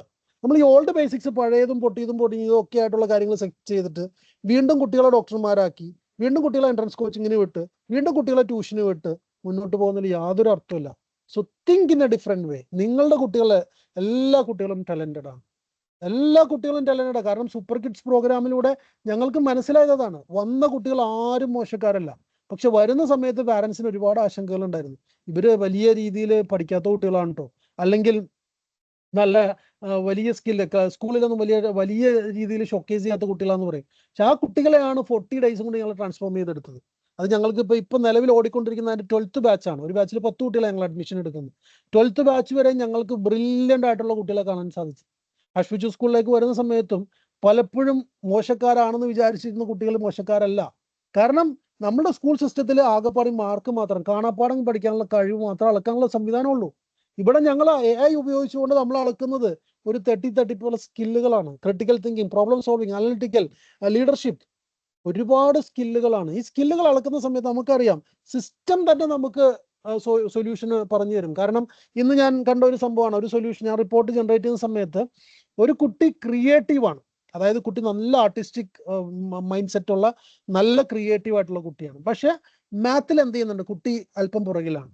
അപ്പോൾ റിപ്പോർട്ടിൽ കൃത്യമായിട്ട് പറയാണ്, റിപ്പോർട്ട് AI ക്രിയേറ്റ് ചെയ്ത റിപ്പോർട്ടാണ്, മാത്ത് ആർട്ടിൽ ഇട്ട് പഠിപ്പിക്കാൻ പറയുന്നു. അതായത് ആർട്ടിസ്റ്റിക് ആയിട്ടുള്ള കാര്യങ്ങൾ ചെയ്യുന്നതിലൂടെ കേസ് സ്റ്റഡികൾ മാറ്റി കൊടുക്കുക, ആർട്ടിസ്റ്റിക് ആയിട്ടുള്ള കാര്യങ്ങൾ ചെയ്യുമ്പോൾ ആ കുട്ടി ജോമെട്രിക്കൽ ഷേപ്പുകൾ പഠിക്കും, ആ കുട്ടി ഡയമെൻഷൻസ് പഠിക്കും, ആ കുട്ടി ലൈൻസിനെ കുറിച്ച് പഠിക്കും, ആ കുട്ടി പരബോളയെ കുറിച്ച് പഠിക്കും, ആ കുട്ടി പല മാത്തമാറ്റിക്സ് ആൽജിബ്ര പഠിക്കും, എല്ലാം പഠിക്കും എന്നുള്ള ഒരു ഇൻസൈറ്റ് ഈ പറയുന്ന സിസ്റ്റം തരാണ്. പക്ഷെ നേരെ മറിച്ച് നമ്മുടെ നോർമൽ സ്കൂൾ സിസ്റ്റത്തിൽ എന്താണ്, മാത്ത് ഒരു വിഷയമാണ്, ആർട്ട് സ്കൂളിൽ ഇല്ല അല്ലെ, ആർട്ട് എക്സ്ട്രാ കരിക്കുലർ ആയിട്ടുള്ള ആക്ടിവിറ്റിയാണ്, ഇംഗ്ലീഷ് വേറൊരു വിഷയമാണ്, സോഷ്യൽ സയൻസ് വേറൊരു വിഷയം. ഇതല്ല, ഇതൊരു കോമ്പിനേഷനാണ്. ഒരു കുട്ടി ഏതെങ്കിലും ഒരു സ്പോർട്സ് അറിയാവുന്ന ഒരു കുട്ടി ഉണ്ടെങ്കിൽ ആ സ്പോർട്സ് കളിക്കുന്ന ഒരു കുട്ടിക്ക് മാത്ത് സിമ്പിളായിട്ട് സ്പോർട്സിലൂടെ പറഞ്ഞു കൊടുക്കാം. അല്ലെങ്കിൽ ഈ പറയുന്ന പോലെ ഒരു കൃത്യമായ വേറെ പല കാര്യങ്ങളും നമുക്ക് പറഞ്ഞു കൊടുക്കാം. ഇങ്ങനെ ഒരു മൈൻഡ് സെറ്റ്, ഒരു ബിഗർ വിഷനോട് കൂടി വേണം നമ്മൾ കുട്ടികളെ വളർത്താൻ. ഒരിക്കലും ഷോർട്ട് ടേം റിസൾട്ടുകൾ കണ്ട് സ്കൂളുകൾ പറയുന്ന റിപ്പോർട്ടുകൾ വിശ്വസിച്ച് നിങ്ങളുടെ കുട്ടികളെ ഒരിക്കലും വിലയിരുത്തരുത്. വളരെ നല്ല മാണിക്യങ്ങളാണ്, അതായത് വളരെ നല്ല വജ്രങ്ങളാണ് അവർ. അവരെ ഒന്ന് ഊതി കാച്ചി എടുത്താൽ മതി. ഊതി കാച്ചി എടുക്കുന്ന ആ ഒരു റെസ്പോൺസിബിലിറ്റി നമ്മൾ ഏറ്റെടുക്കണം. അതിനുവേണ്ടി സപ്പോർട്ട് ചെയ്യാൻ ടൂളുകൾ, ആർട്ടിഫിഷ്യൽ ഇന്റലിജൻസ് ടൂളുകൾ അവൈലബിൾ ആണ്, ടെക്നോളജി അവൈലബിൾ ആണ്. ആ ടെക്നോളജി നല്ല രീതിയിൽ യൂസ് ചെയ്യണം. Every one will be successful, every one, believe me, every one will be successful. അതാണ് ഞങ്ങൾ ഹാഷ് ഫ്യൂച്ചർ സ്കൂളിൽ നിന്ന് ഞങ്ങൾക്ക് മനസ്സിലായത്, ഞങ്ങളുടെ സൂപ്പർ കിഡ്സ് പ്രോഗ്രാമിൽ നിന്ന് ഞങ്ങൾക്ക് മനസ്സിലായത്. അതാണ് ഞാൻ ഈ പാരൻസിനോട് ഷെയർ ചെയ്യാൻ ഉദ്ദേശിക്കുന്നത്. ഒരിക്കലും നിങ്ങളുടെ മക്കളെ കുറിച്ച് നിങ്ങൾ ആശങ്കപ്പെടേണ്ട കാര്യമില്ല. അനാവശ്യമായ ഒരു ഹീറ്റൊന്നും കുട്ടികൾക്ക് കൊടുക്കേണ്ട കാര്യമൊന്നുമില്ല. അനാവശ്യമായ രീതിയിൽ കുട്ടികളെ ടെൻഷൻ എടുപ്പിച്ച് അടുത്ത തലമുറയെ കൂടി നശിപ്പിക്കേണ്ട കാര്യമൊന്നുമില്ല. വളരെ കാം ആൻഡ് കൂളായിട്ട് കാര്യങ്ങൾ വർക്കൗട്ട് ചെയ്യുക. ഇനി ലേണിംഗ് എന്ന് പറയുന്നത് കുട്ടികൾക്ക് മാത്രമുള്ള ഒരു കേസല്ല. പുതിയ തലമുറയെ നമ്മൾ ഉൾപ്പെടെ, അല്ലെങ്കിൽ പഴയ തലമുറയെ നമ്മൾ ഉൾപ്പെടെ കുട്ടികളുടെ കൂടെ പഠിക്കേണ്ട ഒരു അവസ്ഥയാണ്. അപ്പൊ ഇതുപോലെയുള്ള ഒരു കാര്യങ്ങൾ നമ്മൾ മനസ്സിലാക്കിക്കൊണ്ട് തന്നെ മുന്നോട്ട് പോവുക. And thank you for listening to me till this time. നിങ്ങൾക്ക് എന്തെങ്കിലും ക്വസ്റ്റ്യൻ ഉണ്ടെങ്കിൽ ചോദിക്കാം, കാരണം ചാറ്റ് ഓപ്ഷൻ നമ്മളുടെ ഈ ഒരു ഓപ്ഷനിൽ ഡിസേബിൾഡ് ആണ്. നിങ്ങൾക്ക് എന്തെങ്കിലും ക്വസ്റ്റ്യൻ ഉണ്ടെങ്കിൽ മൈക്ക് അൺമ്യൂട്ട് ചെയ്ത് ചോദിക്കാം പ്ലീസ്.